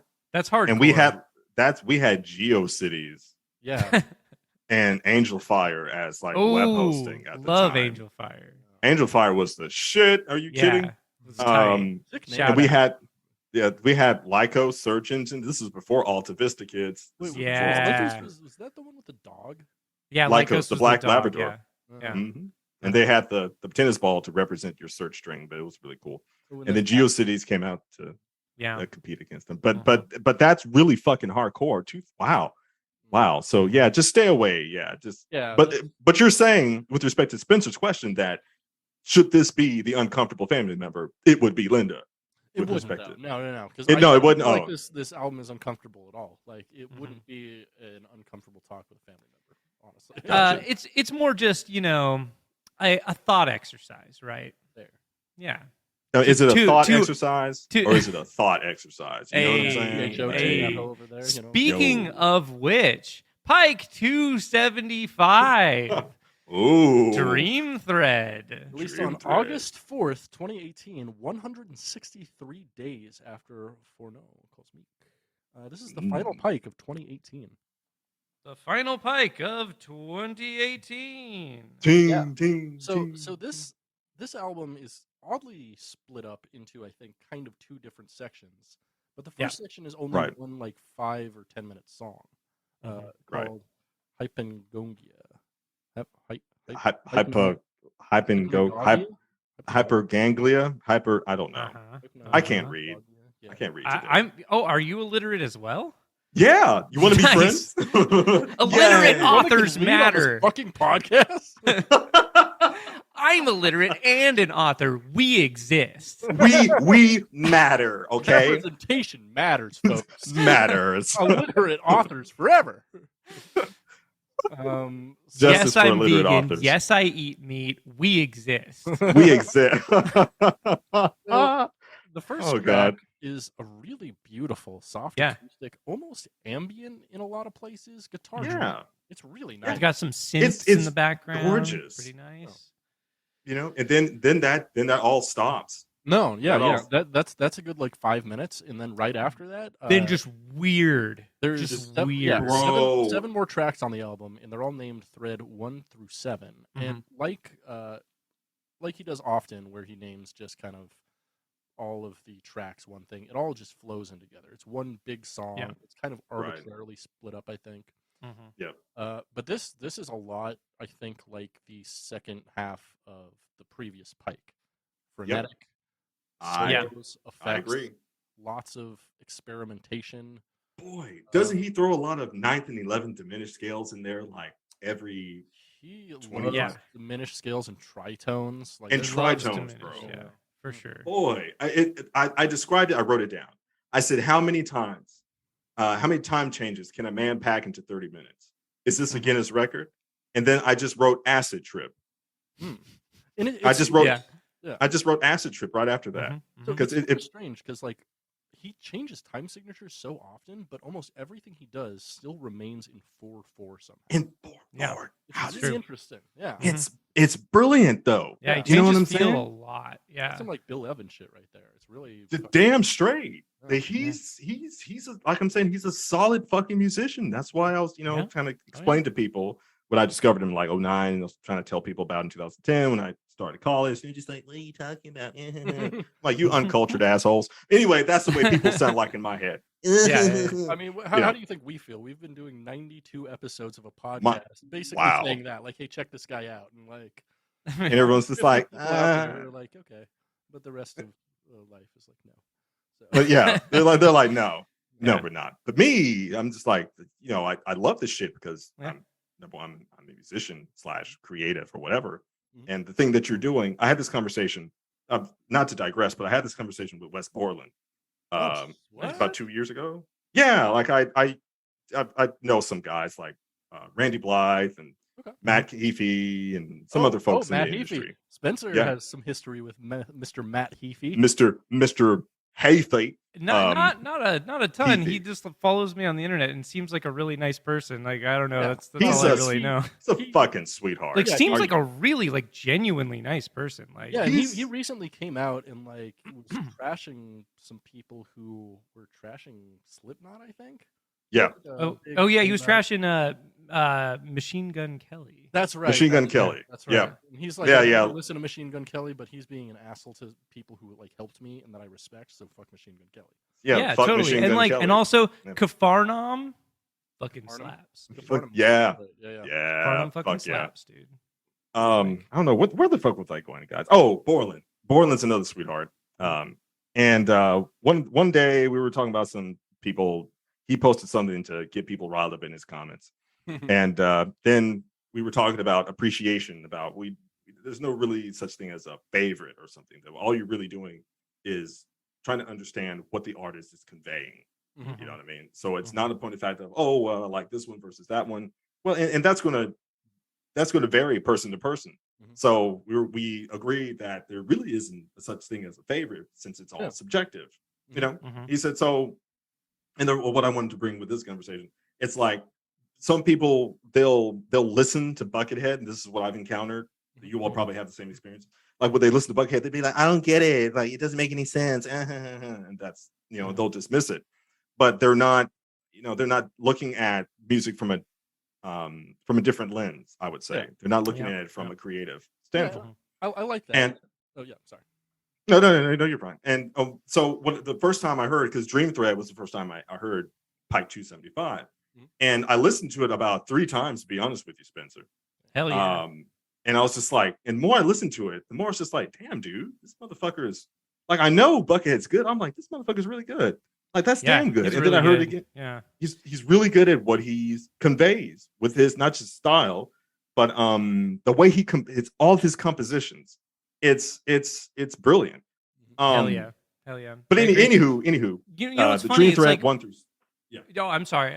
It's funny. We started this podcast because Britt and I hang out a lot, or we used to hang out a lot, and I now we couldn't hang out tell. more. I couldn't tell at all. And we when you guys wanted an hung out. excuse to have something to talk about. We've So been we're like, talking about doing a podcast for like a year, years, but we didn't years. have a subject really. And I was like, well, why don't? And I was like, you know what? You know what's fucking crazy? Buckethead's released like 300 albums. Why don't we just listen to Buckethead albums and talk about them? Also, there's no other Buckethead podcast, which was the Yeah. real selling point to me because I'm like, oh, that's unique then. Cool. Yeah, Yeah, that's and actually kinda here genius, it is, guys. like almost 2 years in, right? 2 years in? Yeah, we are 2 years in. No. So we'll be 2 years in. The first time we actually recorded this was, I want to say, August 23rd of. Okay, almost 2 years 2020. then. Almost. Okay, folks listening. That's It's almost almost 2 right? years. Don't quote. And we're still the only Buckethead podcast. Still are. No one's like, I'm like, oh, they need some healthy competition. No. They're like, No. well, I think they're like, they don't need to be any better because they're already great. There you go. I'm taking from them. Goddamn right. No one's gonna do a better job at reviewing Buckethead than us. Fuck them. Fuck Yeah, them. but Fuck, you know, fuck so all like those Brandons. we exactly. So we started this just kind of on a goof, and so like we've been thereby forced to listen to all this music, and then we've been forcing other people to listen to the music by virtue of having them as guests, and it's just been an adventure to get all these reactions. Like mostly the reactions are generally positive, but sometimes people are like, "Yeah, I hated this," and we're like, Oh, absolutely. "Cool, that's tight, that's fine." You know, I it's personally, okay. I used to like hate things critically, which I kind of don't anymore. Same, yeah. yeah. Unless I have Same, like, a really bro. good reason to. Like, so I read a thing about Roger Ebert a while ago that like kind of blew my mind and made me think about criticism in an entirely different way. If you've ever read Roger Ebert, you know he's just one of the best critics of all time. And his critical philosophy was, instead of subjectively thinking, do I or don't I like this piece of art, ask yourself, what did the people who made this piece of art want to accomplish, and did they accomplish it? And it's much like the first Alien movie, he doesn't like sci-fi horror at all. However, he gave it like 5 stars because he's like, I personally didn't like this, but what they were going for, they executed flawlessly, which I totally agree. Oh my God, Sigourney that's a Weaver. great I'm just saying, Sigourney Weaver. Sigourney Weaver and a wife beater. Oh my! Well, oh God, just Hard nipples. woo. All right, let me get my pants back on, guys. Bazongas. So, but those mahalongas, man. You know what I mean? Oh, Big but I old agree. Gunga Bungos. Gunga bunga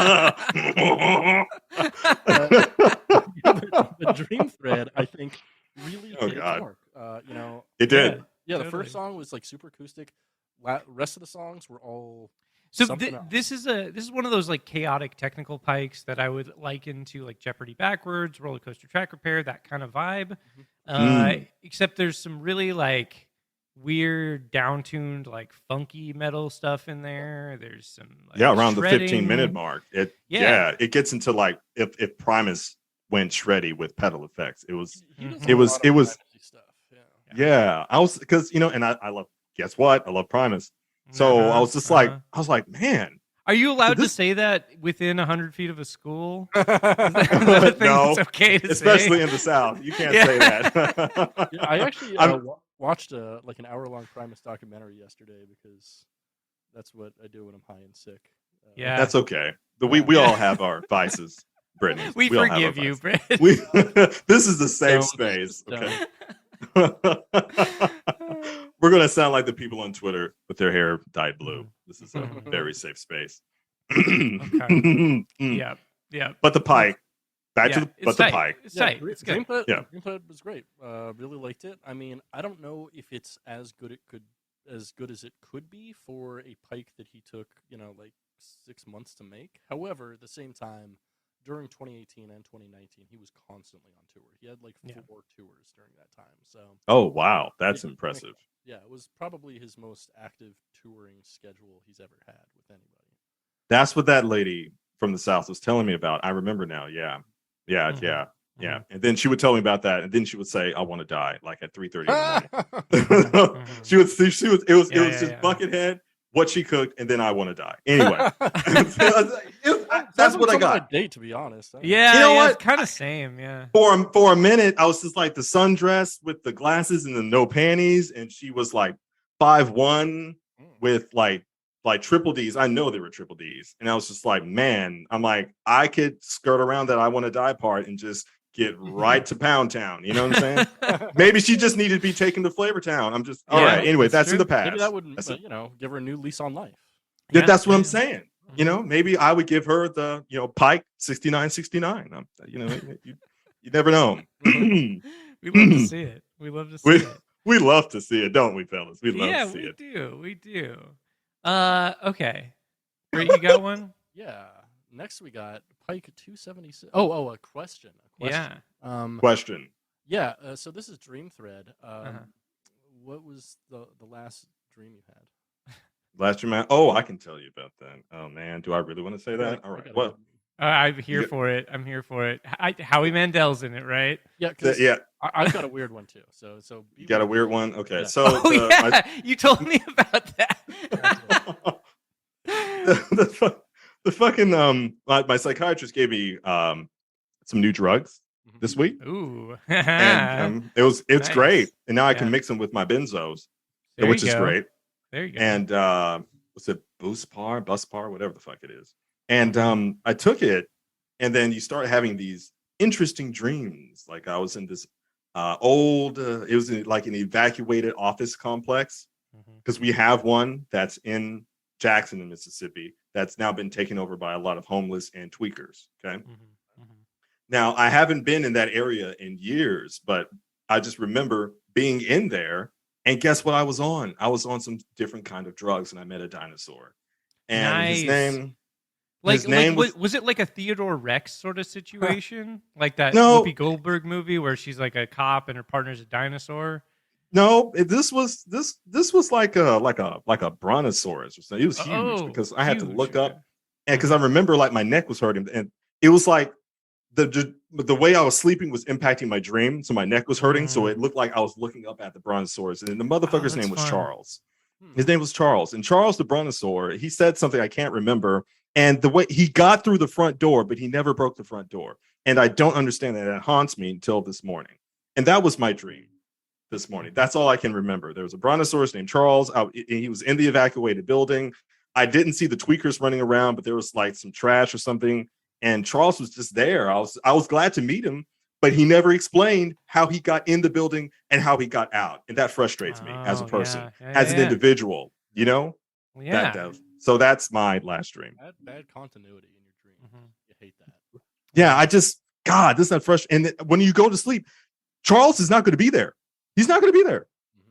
That's fucked up. He's not going to be there. He's not going to be in charge. He's not going to be. He's not gonna be in charge. He's not going to be in charge. He's not even at large and in charge. Okay, Okay. and I'm doing the slapping, but it's not the dicks, guys. It's not. Not slapping yet. dicks. Not yet. That's Not after yet. the show. That's after. You guys have to pay the OnlyFans $4.20. 20 cents a month. Yes, exactly. Sign up, motherfuckers. It's going to be awesome. Wait, are you Britain, going to talk about your dream? please talk about. Sure. So, I have strep. So last night, I usually take NyQuil to go to sleep. And Yeah. you have whatever NyQuil. Who drip. doesn't? Yeah. But I took some extra NyQuil last night because I was just like, Ooh. I am fucked. Like, Yeah, shit, I've had I'm not gonna strep, be able bro. to sleep. And so I took a bunch of NyQuil. And I slept for like a good 5 hours. But during those 5 hours, I had one of the most insane dreams. So I was Riker from Star Trek. As you do. But, You had your hearing check lately? Do you believe in the power of a curse? Yeah. So I was Riker, and I was going around solving a very convoluted rape case that was based on like a puzzle, like a jigsaw puzzle. Okay. I'd like have to put like a new puzzle piece in and it'd transport me to a new place to go investigate this rape case. I don't even remember who was raped or anything. I was just investigator Riker solving a puzzling rape case, and I don't usually dream, but I think that one's gonna stay with me for a while. That's going to stick around, Yeah. because who knows? It might have been one of the aliens. I think it was the aliens trying to Mhm. communicate with you. Yeah, I think it was Barclay. Yeah. It was definitely Barclay. Speaking Who's of Barclay? aliens, Speaking of that, Pike Whoa. 276. Healing inside, outside, every side. Released on every side. February 3rd, or I'm sorry, February 3rd, 2020, 548 days after Dreamthread. So this is actually the longest period of time he has ever gone between releasing Pikes. And this is very Wow. slightly pre-COVID. Very slightly. Very, yeah, almost Yeah. not quite there. I mean, very slightly American COVID. It's like post Yeah. Chinese COVID. Mhm, Yeah. mhm. Yep. Post Wuhan. Before we knew we needed to care about COVID. Right. Yeah. And what was happening at that time? Does anybody remember January 2020? What happened? I don't remember. There was Happy No. New Year. Yeah. There was Happy New. Oh, I remember February 9th, the not intergovernmental panel, but it was the Bulletin of Atomic Scientists. They did a press conference February 9th, 2020. Okay. And they were talking about three major threats. That was nuclear war, misinformation, and climate change. Yeah, the greatest threats to Wait, the Brandon human wasn't species. one of them?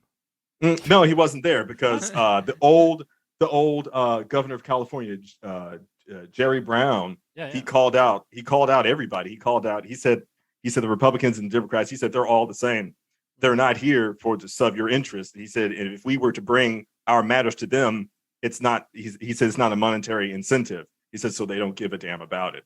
And you can look it up. And as soon as the Bulletin of Atomic Scientists made that press conference, all the media buried it. You couldn't find it. It was amazing. But I got in contact with the Bulletin of Atomic Scientists because I've been a nuclear non-proliferation advocate for about 20-something odd years. I know, a man of mutual things. But anywho, that slaps though. I mean, like, fuck nuclear war, man. But fuck that shit. Fuck like that. What the fuck? Man, can we just get back to like humping? We want to hump some aliens, bro. Yeah. And I think Pike Nuclear 276. War, how about nuclear whores? Am I right, guys? Well, hey, nuclear whores. Can we just get some bitches in a radioactive plant or something? Yeah. And then we're all lit up in like a black lit room in the goth place in Pakistan. Oh, we're all lit up because we're irradiated and we're just like shooting like cum all over each other, whatever. But it's like neon green and like it's neon green and yellow and blue even and when shit. It's not under the black light. Right. We're just glowing, and that's a great way to go. It's a great way to go. That's the kind of glow up that I want. Yeah. Okay. Sure. Yeah. Yeah. But anyway, that's the way that we should be treating. That's what you should be listening to. Should you be shooting radioactive jizz at somebody, you listen to Pike 276. 100%. Top to bottom. I completely agree. So, That's my plan now is well. to irradiate my penis. That way I can tell people I'm a glower, not a shower. Am I right? If you're stuck inside the road, you had to break a glow stick or whatever, you just whip out your dick, and the state trooper's just like, oh, okay. Well, we can't find you because this is how we found you, so we can't find you. Get it? Pretty good. But I love this fucking album, dude. Yeah, this was my favorite of the week. Dude, this one rocks. This is such a good like album. This is like up there. This has got to be one of my favorite Pikes. Like it's got that like awesome Windham Hill new age I was gonna say, vibe it to reminded me so much of Windham Hill and like Will Ackerman. Like this is basically Buckethead doing a Will Ackerman album, and I fucking love Will Ackerman. Yeah, fucking if you're not familiar with Windham Hill, legendary jazz / new age record label, mostly new age. They invented new age. They invented new age. Yep.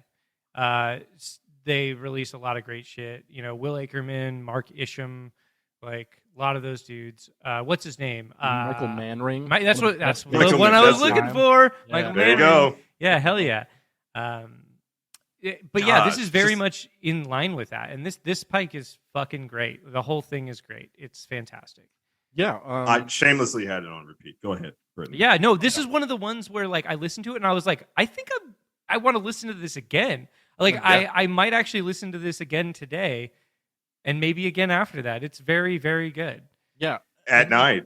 Yeah. When you're just trying to chill, bro. Yeah. I was listening to this last night while I was trying to get all this streaming stuff ready to go, and it was a very nice vibe. I was really enjoying it. Yeah. Also, apparently, this is one of the very few Pikes that actually has a credit for the artwork. Mm-hmm. It was done by Boo Boo Stewart. Shout out to you, Boo Boo Stewart. Yeah, let's go Boo Boo. Isn't that the guy? Let's go Boo Boo. Wait. Isn't Boo Boo Stewart the guy from The Descendants? Is it? Is it? Will you let's bing it.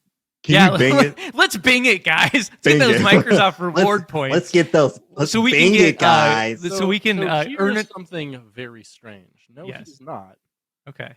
Boo Boo Stewart is in fact an actor, best known for being on the Twilight series. Huh. Yeah, What? he is. Look at this.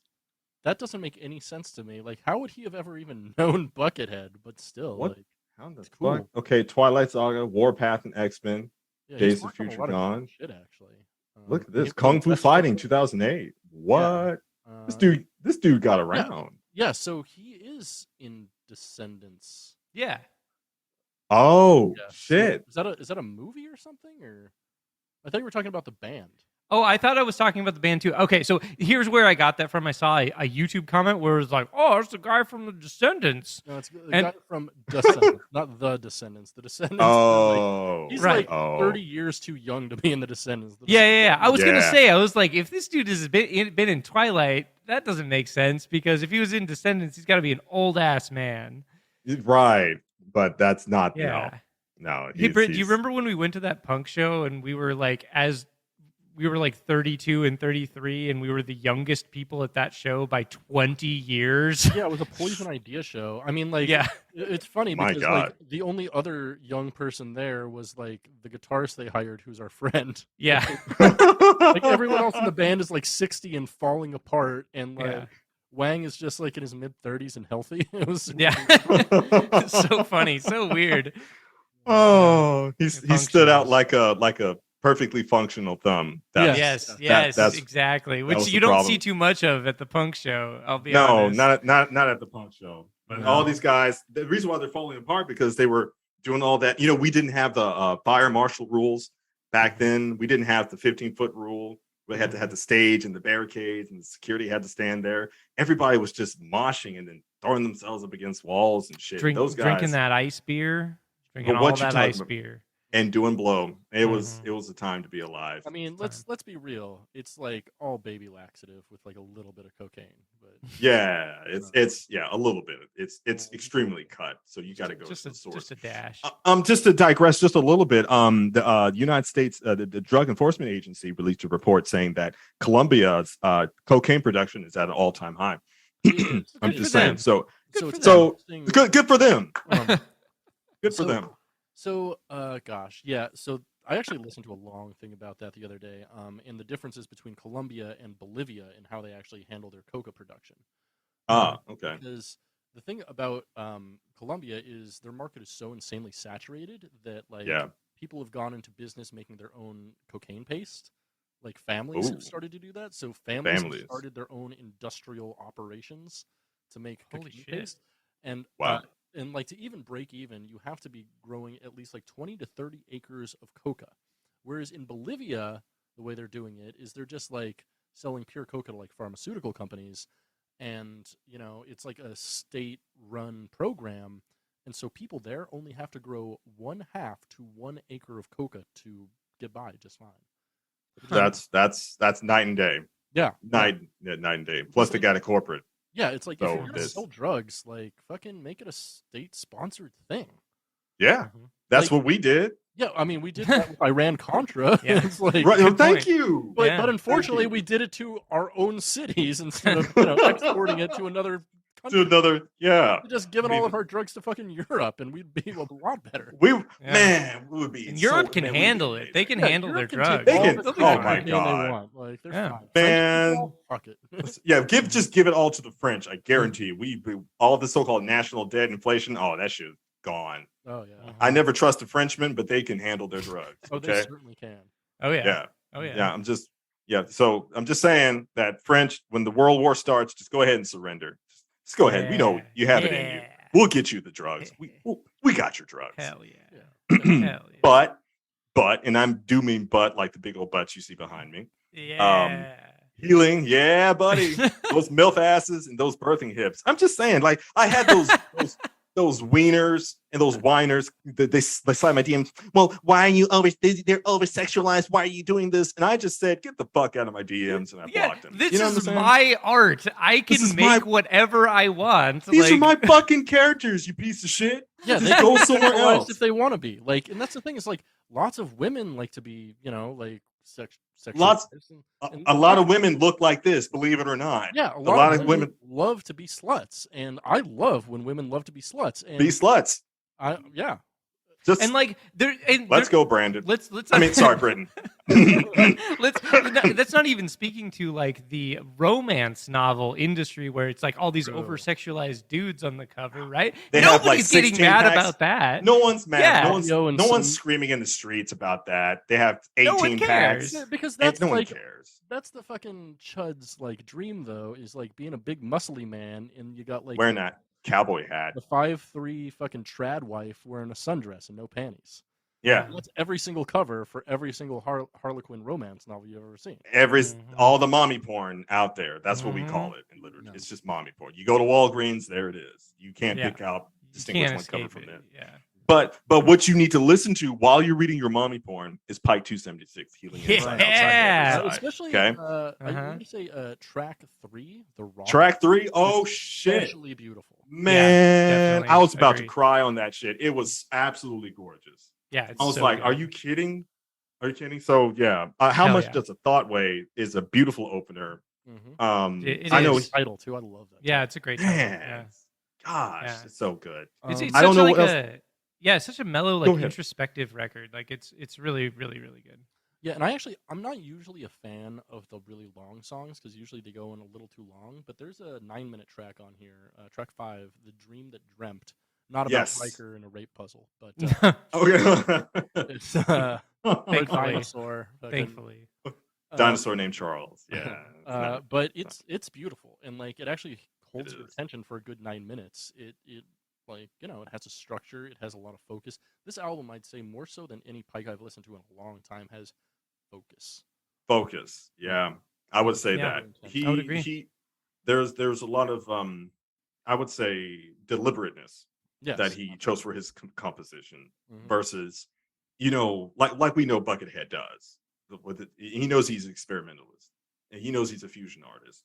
If you want to break it down atomically. Oh, for sure. Yeah.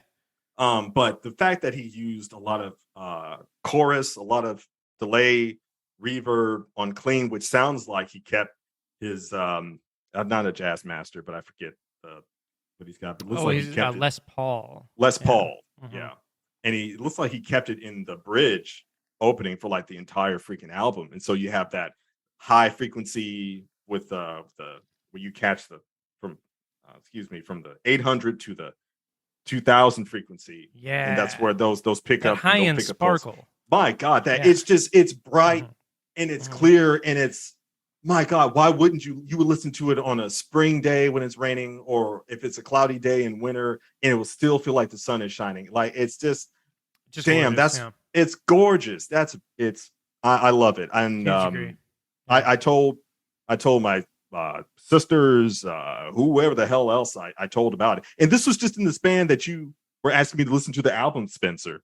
That I was telling people just about these albums, and now especially Healing Outside, Inside, Every Side. It's just It's actually why- legitimately good. This is one of the few Pikes It's one of I my feel favorite like I could albums, period. recommend to anyone. Like this Yes. is one where I could be like, almost anyone can find something good I'm- about this album. Yeah, I'm gonna. If take you it don't- one further and say like this is one of the only Pikes I almost consider like a non-Pike. Like this is a Yeah. this is an outlier. Yeah. I would say this is an outlier. Definitely. And everyone has like their entry drug. I'll use Deftones as a reference. Everyone Hell yeah. got into Deftones with White Pony, right? No Mhm. one knew about Deftones with Around the Fur or Adrenaline, even though the guys were crushing it, right? Mhm. And that was some of their heaviest stuff, right? But then Yeah. when they did their first experimental album Mhm. was White Pony.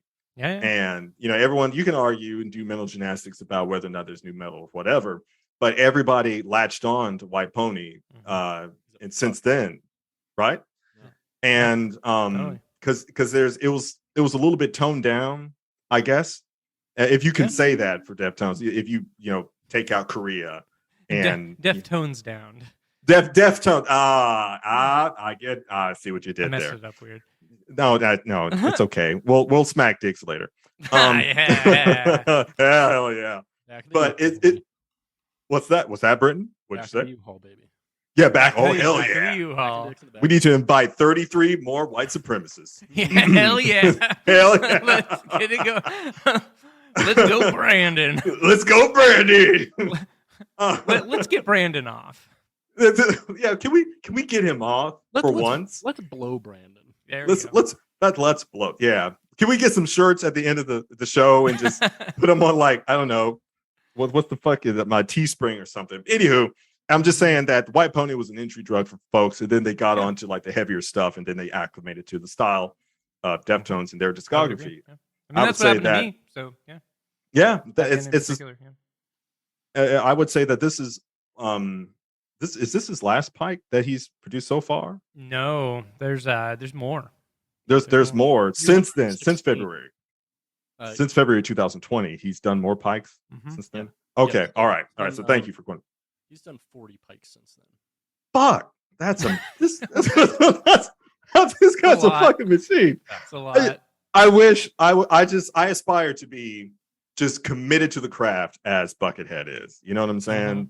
But anyway, I'll end my spiel with this is the album. If you guys haven't heard of Buckethead, if you're not sure about experimentalism and all this other type of shit, just blow that out your mind. Do some blow somebody off, and then throw this album on. Yeah, that is exactly the sentiment we need. This is the energy. Honestly, that wraps it up. That wraps up the discussion on this album, I think, better than anything else. I think we should leave it there. Yeah. Y'all ready to go on a journey with me? Where are we going? Idaho? We're going Like that. into the bucket void. Oh yeah. Statements from the bucket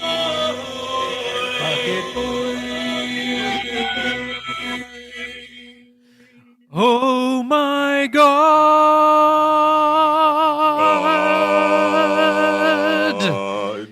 Oh my God! Oh my sweet merciful God! So we're What do we have here. here? We're here. This is the part of the show. This is the bucket void. This is where We made it. We read YouTube comments and we laugh at them. And these are comments that are left on the Pikes we listened to this week. On the links I sent out to you, Stone. So To me, to yay. you. So Yay. we're here to take a look at those comments, and we're gonna read them, and we're gonna laugh, and we're gonna have a good time. Okay? I can't Sounds wait. good? Let's do it. I'm not going to laugh. We'll see about that. Not laugh wasn't funny. Is that what's happening, Britain? Okay. Exactly. So, YouTube user Mimi Will says 3 years ago, edited. One of his best Pike albums, IMO. Much love to you, Buckethead, from a female fan here in Chicago. Women love you and your talent. Women love you and your talent is so versatile. No two albums sound alike. You're so gifted, it's scary. There's 3 things that help me get going in the morning: coffee, Cocoa Krispies, and massive doses of Buckethead music. Hard. This person sounds lovely. She does. She sounds like she's like sunshine on 2 legs. You know what I mean? Coffee, Cocoa Krispies. Yeah. The line "Women love you, Buckethead" is a little, I don't know. It's a little misleading, I think. That's a little, yeah. I mean, but it ties into my experience. You know, Yeah, what I mentioned earlier. you do have that experience, right? We You also, can speak to that, one yeah. of our listeners goes by Vodka Rat on Instagram, left us a message talking about how they were at a Buckethead show, and they were like in the bathroom, talking to somebody or something about like how Buckethead was so sexy, and she said, "Yeah, imagine what he can do with those fingers," and then like everyone in the bathroom just like stared at her. Which is awesome. Truly hilarious. Because imagine what you can do with those fingers. Like, speaking of what you can do with those fingers, there was a few responses to this comment. My favorite response is this one. Dean Crow, who said 2 years ago, "Marry me, LOL." it's getting super horny. Like, down bad. Marriage proposal is like beyond internet horny, right? Dude, okay, Yeah. so this is one of my favorite things about Buckethead comment sections. Okay, I have a few things I like about them a lot. Firstly, they're generally very positive. People aren't usually shitty to each other, which is nice. And That's secondly, anytime a woman posts and says that they are a woman in their post, their dudes always respond hitting on them every single time. Just like a bunch of Ferengis. Female. Exactly. Female. Exactly. Oh, female titties. Shitty. Sorry. Not sorry.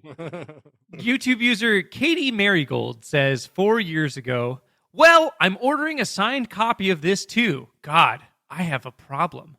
Better Yeah, this than my old friend heroin, though, right? I love like the recovering addict who's like, yeah, my rock solid foundation is Buckethead. Yes, yes, I Higher like that power too. I believe in. He is my rock, not crack rock. She said, better this. You know what I mean? Yeah. Than my old friend. So she knows. She's Yeah. acknowledging that was a problem, but not anymore. And also, like, what kind of friend is she to like give up on her old friend? Like, what a You know what I mean? That's kind of She has loyalty. That's trust Yeah. issues. You know what I mean? So I wanted to say she's wife material because she was honest. But on the flip side of that, I'm just like, well, if she can't devote herself to one thing, you know what I mean? Then How is she going to devote herself to me? to me? Uh-huh. You know, what if I'm heroin? heroin? Buckethead is my new best friend. So there was a that on response to this here, which is relevant. And Steve XXL777 says 2 years ago, yeah, everything better than Mr. Brownstone. What the fuck? And to that I say, let's go Brownstone. let's go, bro. You know what that's an homage to? yeah. That's a Yeah. Guns N' Roses song. It is from From Appetite for Destruction. About heroin. Yeah. Now it's not about 11. I used Yeah. to get up on time. There you go. Me the real motherfucker gonna kick him on down the Line. line. Yeah. I just love that. Now it's gonna be- line. Line. Yeah. Now it's going to be in my head all day. Thanks a lot, You're welcome. Steve. Thanks, XXL. Brownstone. Thanks, Brownstone. you Yeah. Piece of shit. Sorry, Fuck piece of Joe crack rock. Brownstone. Yeah, fuck that guy. We're gonna say, "Let's go, Brit, and let's go, let's go." Oh! Jake He's Rao like, says 4 years ago, this is what Darth Vader jams out to when he cruises no. through space in his TIE fighter. No, Jake. I love when dumb fanboys just like insist on like mashing up all of their favorite things. Yeah. Like Why? you're in the comment section on like a Miley Cyrus song and somebody's like, this is what Yoda listens to when he eats pussy. We're just like, man, this is what that Mia Khalifa watches when she's camming and jerking herself off, right? Oh yeah. Right? Am I right? LOL. Ha. You know. Unless Unless. Right. This is what Austin Powers would listen to if he wasn't from the 1960s. yeah, Am I right? Exactly. Why does that? That doesn't make any sense. That makes Just no on like a sense. Fleet Foxes song. Someone's talking about Austin Powers. It's like, Like, motherfucker, put your dick back in your pants, please. Don't George jerk off. O'Connor says 4 years ago, holy frickin' bucket o' fried. Oh no, I that's like- horny. I like it when people say holy frickin'. I think that's pretty cool. Holy frickin', he gets points for that. Everyone they upvoted that 11 times. So I'd actually say freaking with a hard G is way better. do Yeah. you think freaking that has more like emphasis? You know, it has more it's meaning behind it. dumber, It's worse, and that's why I like it more. That's what you like. Okay, there we go. Yeah. So yeah. YouTube user MR Abink Gallagher gives us a very apropos state of where Buckethead fans are now. Okay, in I which, can see where in which they say, This is the worst written thing I've ever seen in my life. one Oh, can no. waste one's time One can waste one's time perusing orally all the treasures that YT has opened sesame'd, but hearing this guy makes everything else seem a trifle trivial, and all the frackin' shit and mire Die Trumpster et al. Just melts away. Savior of humankind? He is Mantar, master of the Riffuverse. He That's is pretty good. Mantar, master of the Riffuver. What the fuck was he This smoking? guy What? needs to go to therapy. Like, Yeah. No, Buckethead is his therapy, bro. The Like, Buckethead not is his adequate. rock. not adequate. Not. apparently it is. He said, can we point out a couple of things? He said perusing orally. Now, number one, no one uses orally in a sentence ever. No, No. that's the first. Like that was my first red flag. I'm like, I'm a Like, writer too, and I was just like, no, like No, exactly. I No. bro, I don't use that word. I No. never used No it. one uses Like, that stop. No one uses that word. But And then he's- Riffuverse, definitely. I mean, Riffuverse? Riffuverse. I That's used a it too many 69 out of times 10. last week. Right. I use Also- that a lot. Open Sesame. Oh. Open verb. sesame. Open Sesame. Open. The verb is It- amazing. That's Yeah, amazing. Amazing. So amazing. I think he should win the Pulitzer, Mhm. number one, even though it's just like you said about Roger Ebert. This is not exactly what I like, but what he tried to convey, it worked. Do you, So- okay. Sorry, go ahead. Not wrong. No. Yeah. So, do you think with his like die Trumpster comment, do you think that he's mad that people are complaining about Trump, or he's mad about Trump? I'm thinking the former. And The also, former. Is Yeah. the Die Trumpster, is that in the German context? Like, So Die I thought Trumpster? that's what it was I at think first it too, is. and then I was Yeah. confused. Yeah. Yeah, it kept going on. I was just like, maybe I need to contact him for clarification. This is 4 years ago. Reach out for comment. Yeah, just Sentences. it's a couple of, but it was 4 years ago. Maybe he's not here. I don't know. Maybe maybe he jerked off to the moon. I don't know. Maybe, Yeah. maybe that There's- was a suicide note in a really. Yeah, but you never know, man. Maybe that was his final words. Speaking of jerking off to the moon, he says 4 years ago, I'm a coming. Spencer, excuse me. You Yeah. forgot to ask me. I don't have a slide for it. Let's get into the cum corner. Yeah, that's the cum corner for Or the week. cum corner. Come corner. That's all I got for cum corner. Oh God, Uh, this is every day we stray further from God's light. that's true. That's That's true. That's fine. Closer to Buckethead. Yeah. Closer to YouTube user, a string of Korean characters I cannot read, says 4 years ago, I don't know, but I have the strange feel that Buckethead in this song was remembering his life. That's very poetic. Truly. That's very Mhm. poetic, particularly in the context of this album. Maybe so, because Maybe. it was at the verge. It was at the beginning of 2020.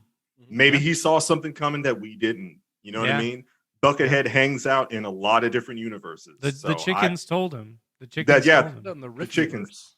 Yeah, the riff. and then- Oh, that's right. He's Mantar, master. Right, of he's Upside. My Mantar. bad. He's Yeah. Mantar. Sorry, my bad. Speaking of the Riffuverse, Alfonso Rojas says 4 years ago, better than Tom Morello. Oh, Okay. Alfonso. I don't know if anyone's I don't know if anybody's arguing that. I'm not.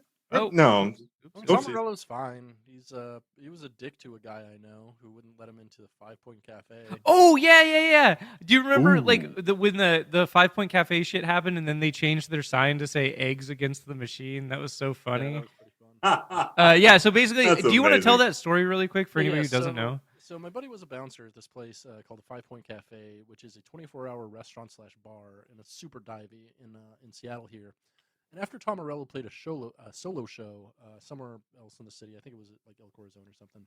He and a group of his friends went to 5 Point and tried to get in, and the bouncer was like, "Yeah, I'm sorry, we're like completely full right now. Like, there's not going to be a table probably for like at least a half hour. Right? Like, you came at the wrong time." And Tom Morello tried to pull the "Don't you know who I am" bullshit on him. Oh no, he Oh. didn't. Yeah, No, yeah, he he didn't. did. Yeah, he did. Oh, He did. And then That's- and then he wrote a post about it online. Oh, Yeah. stop it. And Then like he tried to then drag he 5 Point Cafe and tried to drag a whole bunch of fucking working class people who he pretends to be like a I champion. know. the I champion know. for Yeah. yeah. Yeah. So, So like- then they changed their marquee sign to say eggs against the machine, and everybody laughed about it. Oh, Pretty good. Well, It's pretty good. that's neat. I like Yeah. that. We love it. I like Speaking of neat, YouTube user Pata Kanimu Kin- says Kanimu. 5 months ago, I am going through bad period in my life. Divorce. Let it all out. Short Ooh. after that, a breakup with a girl I really loved. And Oh, that Buckethead sucks. music, although does not make me feel anything special, it definitely blocks all bad feelings inside me and replaces them with calm numbness. Love him. The thing I like Sounds a most. little bit like Mr. Brownstone. Sounds a little, yeah, a little. It Let's go sounds- Brownstone. here. That's some Brownstone energy. The thing I Uh-huh. like about this is that it's recent and there's 9 comments and no one either liked it or disliked it. It's just they just ratioed. they kept like Switzerland and remained neutral. It's amazing. So That's amazing. There's a few responses to this, and it's mostly this one dude kind of asking him details about it. And then Okay. this guy, Patah, he responds, and we're going to read his response, okay? Okay, let's go.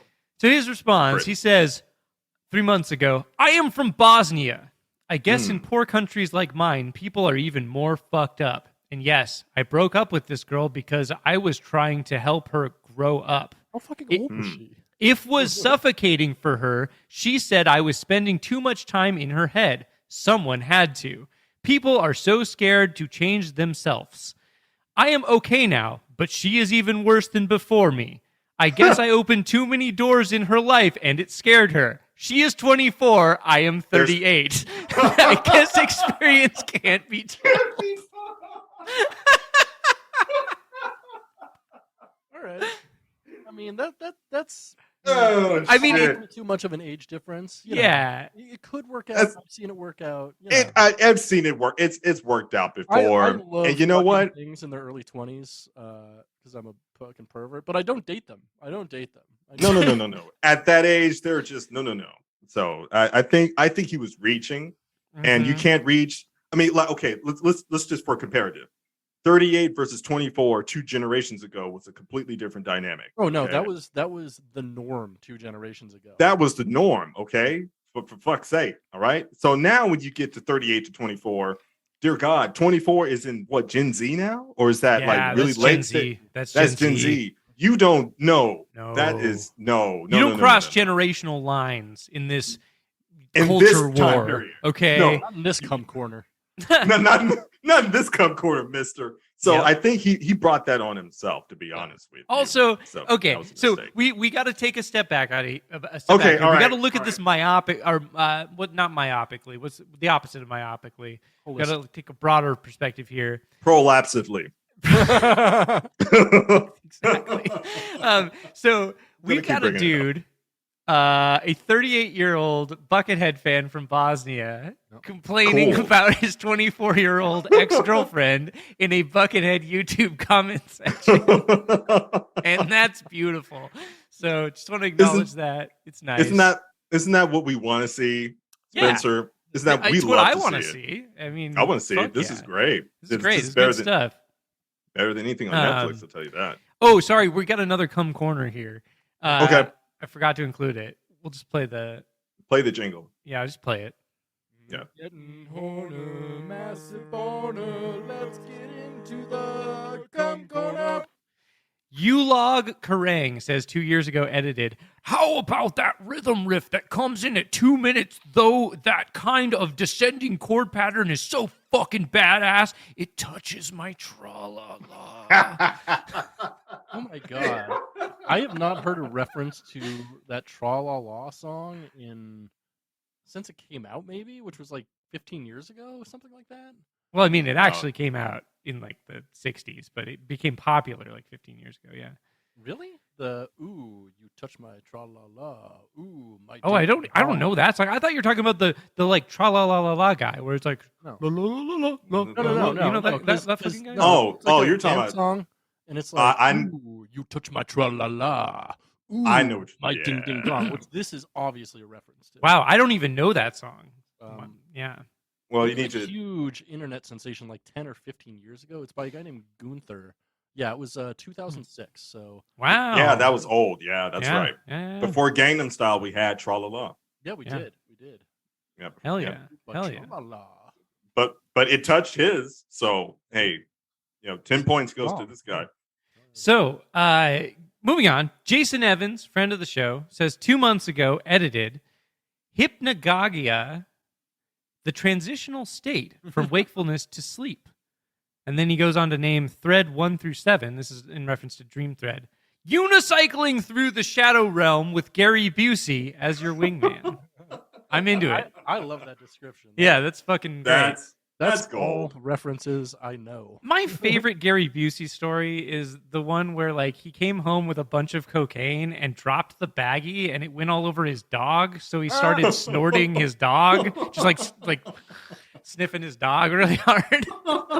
My favorite Gary Busey story is how he put over $100,000 into anti-motorcycle helmet laws in California back in the late '80s, and right before the vote happened, he got into a terrible motorcycle accident that caused him severe head trauma, and that's why he acts the way he does now. Yeah. Look at that shit. That's just such amazing poetic justice. That's like Fuck Seth putting helmets! him going into a coma. You know, Yeah. it's I Seth love it. putting him making the song being in a coma is gay, and then going into a coma.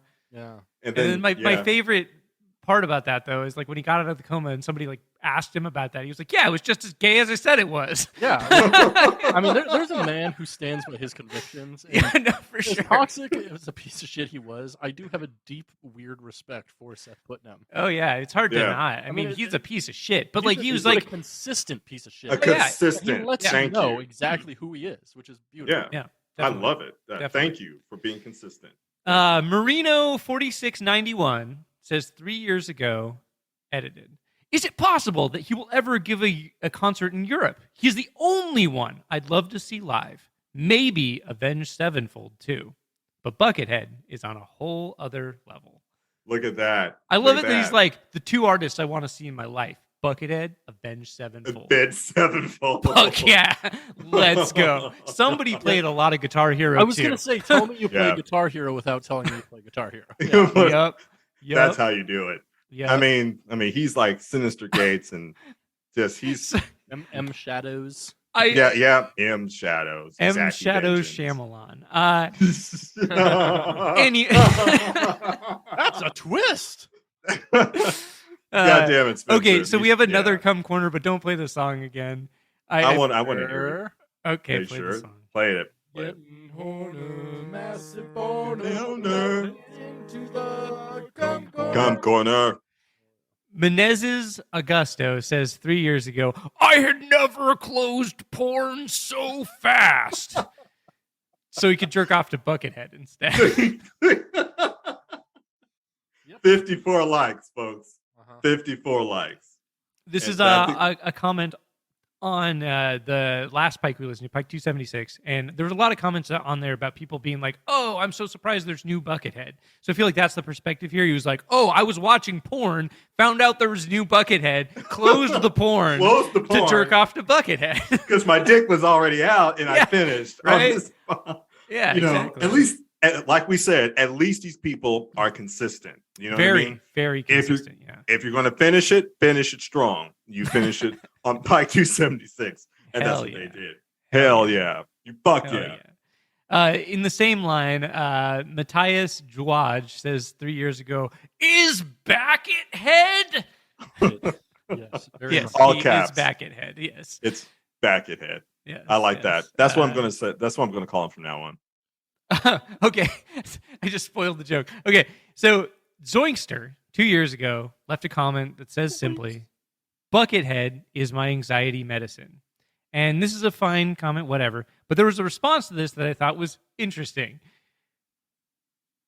Deliciously Nothing responds 2 years ago, hashtag me too. I feel like maybe they don't understand what that's about. I feel like they probably did understand what that was. Who are they? Me too. Me too. Oh my God. That's Pretty amazing. good. Pretty good. That Okay, that underrated comment. That so, should have underappreciated. underappreciated. So yeah. I think we're. Let me just take a look at these. Yeah. Okay. Yeah, that's a good one. Oh yeah, this one is Oh, pretty wow. good. Okay, so YouTube user Reliable Excavation Demolitions Man says 1 year ago edited. I'll be honest with you all, bucket buddies. I'm an Uh-oh. alcoholic, and the rock pond broke me. That's a Buckethead song. I'm Okay. currently drunk, and I'm trying to kick this soul-crushing habit. The sound of the rocks crunching underfoot put the image of beer bottles being put in their place beneath my boot heel. The hope there is to be had. I may be a beer addict, but at the very least, I'm a bucket addict as well. Thank Yeah. you, Brian. Thank you for persuading me to try kicking this horse shit habit. It may take time, but your jams are speeding my recovery along at Godspeed. Godspeed. That's the second Oh, person talking God. about like recovery relating to Buckethead in our Bucket Voice. Are, which are is we not something- are we building a coefficient matrix? I think Britain? Possibly. Is that what you're doing? I mean, think it's a possibly. causation, to be honest. I think you Yeah. get sober. I mean, I haven't drank in I don't know a few months now, and A few months? I listen to Good. Buckethead, so you know. Hey, look at look, Hey, that's look. great. We'd love to see that. Science. Science. You know, trust science. You know, Hashtag just- science is real. science is real. Hashtag in Oh, this house, science. we believe science is real. In this house, in this house we fuck Bigfoot. Yeah. I like to Fuck. believe those signs on their yard. Like once they leave their house, they no longer believe those things. Yeah. Yeah, But only in the house. Like Only science in is the house. real in this house. Once we leave, though, it's all Fuck it. magic. All magic. It's all astrology. You guys should really listen to us. What's your Mhm. zodiac sign? Mhm. Fucking Bigfoot. That's my zodiac. All right. I'm a La- fucking Bigfoot moon. Yeah, in this house we believe let's go Bigfoot. Okay, lastly Oh, but shit. certainly not least, we have a comment from our favorite YouTube commenter. Oh, Just here we go. Master of the ship key, a bucket bot divine. Commenter extraordinaire, it's time for your divine. nice. Britt, I'm gonna need your help here. Okay. We should, yeah. Do you want to Wow. Let's do a switch off instead. Yeah. Of talking together because that's a lot more difficult. do? Well, no, I think that with the some will says, yeah, we'll just switch off. Oh, actually, you know what? Let's do it. Let's do it all together. So It Okay. It really doesn't work, especially over Zoom. Trust me. okay, yeah, Last you're time right. It doesn't. I tried to do this, like it was Yeah. a nightmare to edit. So we'll just switch off lines once we get to the list. Okay. So you see this list where it says like some will say. Do you want to go me, you, and then Stone? You want to read a line? Yeah, I'll read. Perfect. So I remember how to read. yeah, and then Britt, you and I will just go back to like switching off. Sounds good. Okay. Okay. I don't. Oh, sorry. I guess I didn't pitch it. Jordan Vine, our favorite YouTube commenter, says 3 years ago. Okay. I don't give a flying fuck who other people think is the best guitarist ever. Some will say Slash. Some will say Brian May. Some will say, what is that? What does that say? Yngwie Malmsteen. Yngwie Malmsteen. Some will say Yngwie Malmsteen. Yeah. Some will say Sean Lane. Some will say Jason Becker. Oh, what's the next one? Click the screen. I got to see the screen. Steve it, Vai. it keeps on switching back, Spencer, to his screen whenever he talks for some reason. Oh. Is there a way you can make this? Now I can see it. Yeah, now I Okay. can see it. Okay, now this is I can. Steve You, Vai. you can actually pin my view if you want. If you click yeah, the you little can. 3 dots, you can pin my view. What? Yeah. Look, I'm pinned. Whoa, holy shit. Did you see that? Wow. Okay. There we go. Perfect. Problem So- solved. Okay.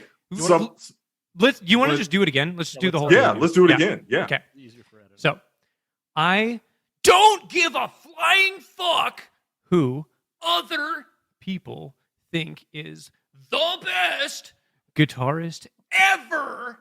Some will say Slash. Some will say Brian May. Some will say Yngwie Malmsteen. Some will say Sean Lane. Some will say Jason Becker. Some will say Steve Vai. Some will say John Petrucci. Some will say Joe Brandon. No, some will say Joe Satriani. And some will say others. But I don't care. Because I think and believe that Buckethead is the best and greatest guitarist. to ever, and I mean ever, to play the instrument. No one else is better. No one at all, no one whatsoever. He is the Ultimate master. the god of all guitar gods. the greatest of the greatest. and The best of the best. no one has got, more music than him or been involved in more music than him. That is categorically untrue. Merzbow has both more albums and more collaborations. So, cool. Thanks. and that's what we got. So, yeah.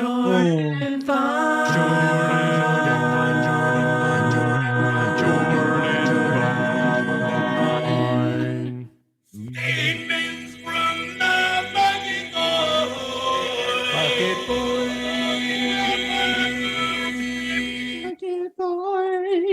Oh, sorry. Oh man, look at that! Wow, we did it. We made it through all of that. Did we? Wow. Oh, Congratulations, almost all of it. team. We got Congratulations. just a little bit left. Just a little bit. Oh, okay. So now it's time for recommendations. The part of the show where we recommend stuff for people that are listening to check out, and it can be anything. So we like to porn. start with the guest. What do you got to recommend, my friend? I had a little list.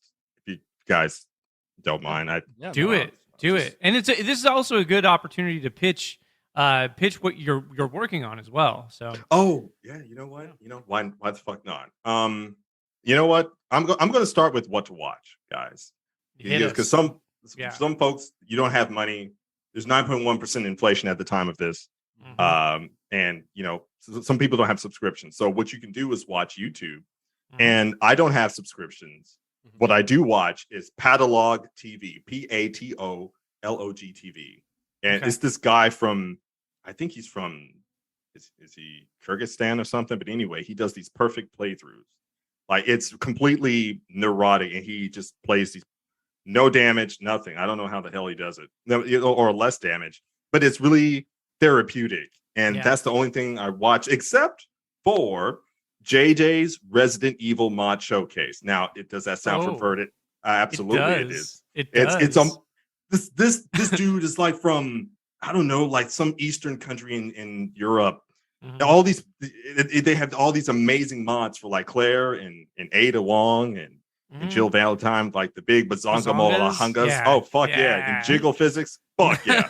You think That's- he's the that's- same guy who was dating the 24-year-old? What's that? Same guy. Yeah. Same guy. Probably. Same guy. Yeah. I wouldn't put it past him. But that's Mhm. what you can watch on YouTube.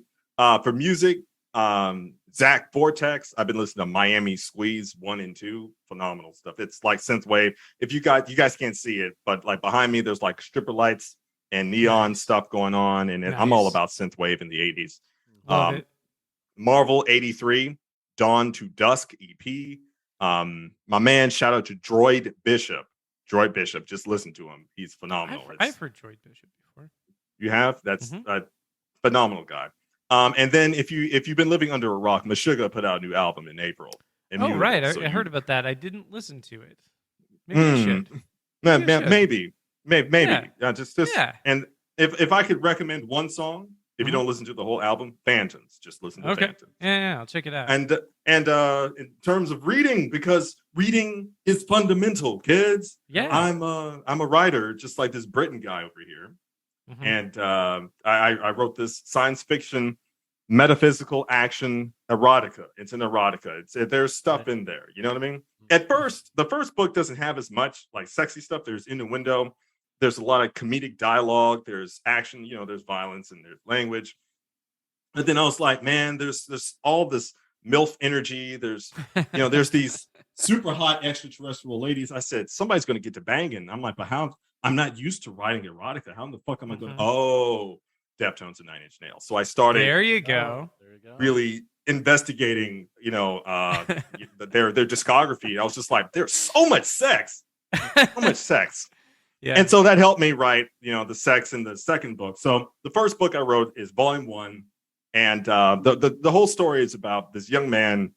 His name is Commander Sumisu, and he's the leader of the Sunsai clan in it's modern day Earth. And they're trying to stop this ancient evil from being resurrected on planet Earth. And he's not really sure why he's got these powers. Of course, he's a supernatural warrior, but he can like talk to animals and all that kind of shit. But he doesn't know really why. Tight. And he's got this high school friend named Shujin Iwado, and he suspects he's got some kind of powers. Turns out he's right. These are no spoilers. And his high school friend turns out to be an alien leader that 2 extraterrestrial civilizations have been looking for 800 years. And then, since those are aliens, what sort of aliens descend upon Earth? These space alien cougars. They're amazing. You've got Mercenary Tatiana, Princess Suzuka. You got First Lieutenant Arlette Salvatore, and you've got the MILF Power, Dr. Natalia Artemis, and there's some other stuff. So that's volume 1. Volume 2, I'm sorry, but not volume 2, but Darkness Falls. I just released that in May. It's twice as long.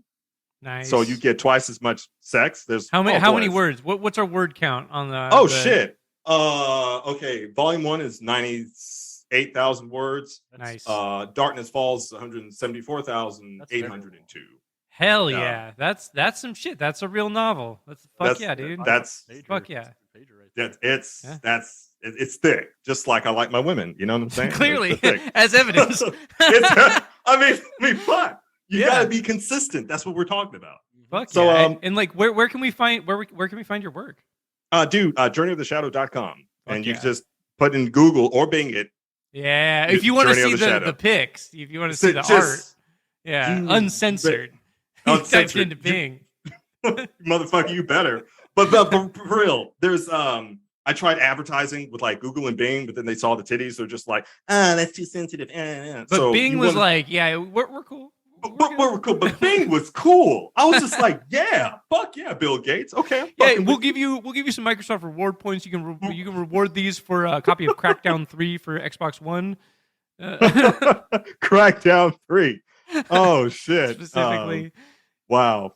Oddworld and what was the other one? Anyway, the whole Xbox thing. But anyway, guys, journeyoftheshadow.com, Google it, and we're I'm on Instagram. Not really using Facebook, but that's the website. Yeah. Fuck yeah. Spencer, what do you got to recommend? Okay, I gotta. Okay, I just started playing this game, but I'm gonna recommend it anyway because it's Dungeons and Dragons. Okay. It is not. Okay. But I have played D&D. D&D is a good time. Okay, so the free games this month on PlayStation, one of the free games this month on PlayStation is Crash Bandicoot 4. Really? Wow. I prefer Crash Bandicoot Foreskin. Yeah. True men weld their foreskin back on. By That's true. That's true. Welded back on. Okay, so right. Of context here. Bit of context. When I was a kid, I had an original PlayStation. I remember when the first Crash Bandicoot came out. I remember when the second came out. Crash Bandicoot 2, one of my favorite games of all time. Crash Bandicoot Warped, another one of my favorite games of all time. So I had heard good things about Crash Bandicoot 4. I didn't buy it, though, because I was like, $60. Like, I buy games when they're cheap or just not at all. So are there... Yeah. When it came out for free on PlayStation, I was like, I'm excited to check this out because I really like those older games. I wasn't super huge on the remaster that they did because I don't know, it was really hard. It felt different. But this new one, I was like, oh, I'm going to check this out. Well, you know what? I got to say, it hit all of the nostalgia spots for me in a way that was like really powerful. The night I checked it out, I ended up playing it for I shit you not, 6 hours straight. And I was like, this game's amazing. And now, admittedly, awesome. I have only played that much of the game. But I will say, as a fan of those older games, it activated the nostalgia. It hit the nostalgia prostate so hard. And I nostalgia blasted prolapsed. You just everywhere. Prolapsed. Nostalgia prolapsed everywhere. I gotta say, from a purely nostalgia perspective, or just from a hey, we're revisiting something in a very attentive and respectful way to why people like this in the first place. It's pretty fucking good. So that's my recommendation this week. I love it. Britt, what you got? I got a book to recommend. Some nonfiction. Nixonland from 2008, written by Rick Perlstein. A few weeks ago, I recommended one of his other books, Before the Storm, which is entirely about Barry Goldwater and basically how they set up the Southern strategy. Nixon Land it's almost like a direct sequel to that, and it shows kind of how Nixon took basically the Southern strategy and the framework of it and kind of used it, even though it didn't really represent his political positions. He took that structure and used it in order to divide Americans and win a couple elections, and it's fucking fascinating. I just love political history, and Rick Perlstein has quickly become one of my favorite authors, even though we kind of argued on Twitter a little while ago, but we're friends now. So you kissed and made up. Yeah, you rubbed we dicks. did. I just kind of misquoted him on accident, and he came after me. He's like, no. And so Wow. we took it to the DMs, and eventually we figured out we were talking about the exact same thing, and yeah, we're friends now. So, You're friends. No, that's see that? It's a happy ending. yeah. That's right, kids. I mean, Rub dicks like and make rub everything maps. better. Happy ending. Yeah. yeah, rubmaps.com. Our sponsor for the episode. Okay, with that, it brings it to my favorite part of the show. Boing.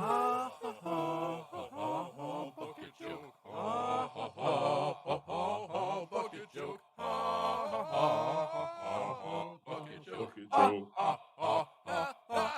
Bucket joke. What do a hotel maid and a data analyst have in common? I don't know. Spread I don't know. sheets. Oh shit. Oh shit. Oh, come on, Brendan. I Come on, really Brendan. thought Bernie Come on, said Brendan. billionaires shouldn't exist, so I probably shouldn't have bombed that soup factory. You know, Wow. they I say got- that- huh? I got a joke for you. Yeah, go for it. Yeah. Since we're okay. Why are there no Walmarts in Afghanistan? I see. Why? Because there's a Target on every corner. Wow. Yikes. Wow. It's pretty fucked up, but I like yeah, that. I like it. They say to follow your dreams, but last night I took too much NyQuil and dreamt I was Commander Riker trying to solve a convoluted rape case. So I'd rather not follow my dream.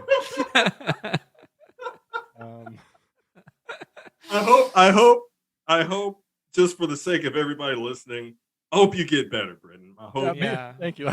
I do too. Very Yeah, much. we all mean- hope you get better. not Brit. just like with my sickness right now, but like existentially. Mentally. Existentially, yeah. Existentially, yeah. We want you to get better, Brit. We love you, Brit. We do. We do. You know, I met someone new the other day who gives me butterflies in my stomach, mostly because they force feed me caterpillars.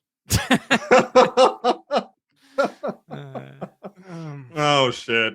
Did you hear about the meat cutter who couldn't tell a joke No. and he kept No. butchering it? Oh shit. I should have seen that. I should have seen that one coming. Ah, shit. Nobody No, says no. meat cutter. Yeah, No, right. no, No, no they one- do. They do. Meat cutters. So meat cutters and butchers are two very different things. No, I know. Oh, okay. Like full animal butchery and meat cutting are two totally different jobs. Mm-hmm. I want to be a meat cutter. Yeah, it's a cool job. Okay. I went to a conference for asexuals, but nobody came.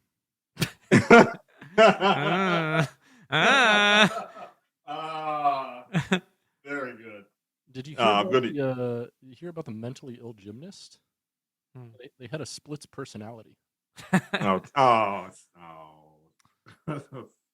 Shame. That's a dad joke. Shame Yeah. on you. So sex on you. worker is one of the very few careers where they want you to suck at your job. Also, vacuum salesman. I don't think that job exists anymore. Everyone buys your vacuums online. Like, when was the last time you had a door-to-door vacuum salesman come to your Dude, door? if anyone 1979? if anyone came to my door, I would be like, "Are you fucking kidding me? Why are you at my house? Like, what the fuck is happening? I what? did not You know order what? this."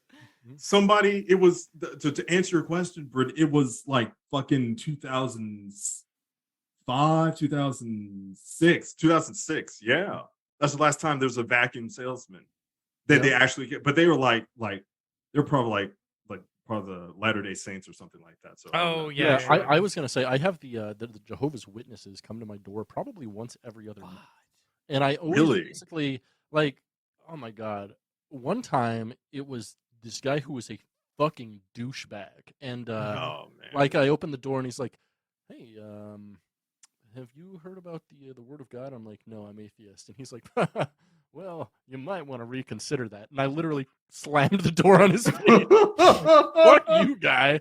I'm not buying anything you're selling. I'm not buying shit from you. So, as an ex-Jehovah's Witness, let me tell you the quickest way to get them to stop talking to you. Pull out your Okay. dick. All right. Okay, if a Jehovah's Witness comes to your Pull out door, your dick. say, "Oh, hi, sorry, I'm disfellowshipped," Oh, and then close the door. Because like they are literally not allowed to speak to you at that point. I'm disfellowship with a ring. You know what I'm saying? They Hey, yo, Damn straight. I'm gonna use that for real. I'm Yeah. gonna use that. Thank you, it's a Spencer. good one. They'll be like, "Oh," and so if you say, "Oh, I'm disfellowshipped, sorry, can you add me to your do not call list?" That's And they pretty will have to do it at that point. Nice. I like. Wow. That. Yeah. Thanks for the. That's prep. like a life hack, bro. Mhm. Yeah, that's They will that's- never okay. come That's back. literally the first useful thing I've heard from a Jehovah's Witness. Same. Ex-Jehovah. Same. Okay. Yeah. Um, Let's go, Jehovah. yeah. Let's go, Jehovah. Let's go, Jehovah. My dick is like an incandescent light bulb. Way too hot, doesn't last very long, and is quickly being replaced by superior technology. Wow. And I got one more Oh. here. I signed up Oh. for a Roth IRA at work, but I was just informed we don't get to Roth bomb Northern Irish targets.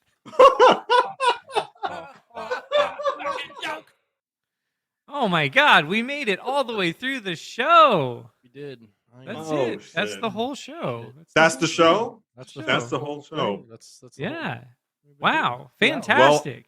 My balls are tingling. I appreciate Yeah. you guys for that. Yeah. Thanks so much for coming on today. Yeah, no, seriously, yeah. thank you. That was Uh, fantastic. Where Yeah. can we find you on the internet? I'm where the hell am I? Like I said, those are the three things I ask myself every day. Mhm. Where am I? I'm on dreamoftheshadow.com, but not all the time. Mhm. But I'm on Spencer. You know that I'm on the Journey of the Shadow On Instagram. Instagram page. Mhm. Yeah. Yeah. A lot. then- Very online. But I'm very online. But that's there's a second page that I'm on, my man. It's JOTS_store.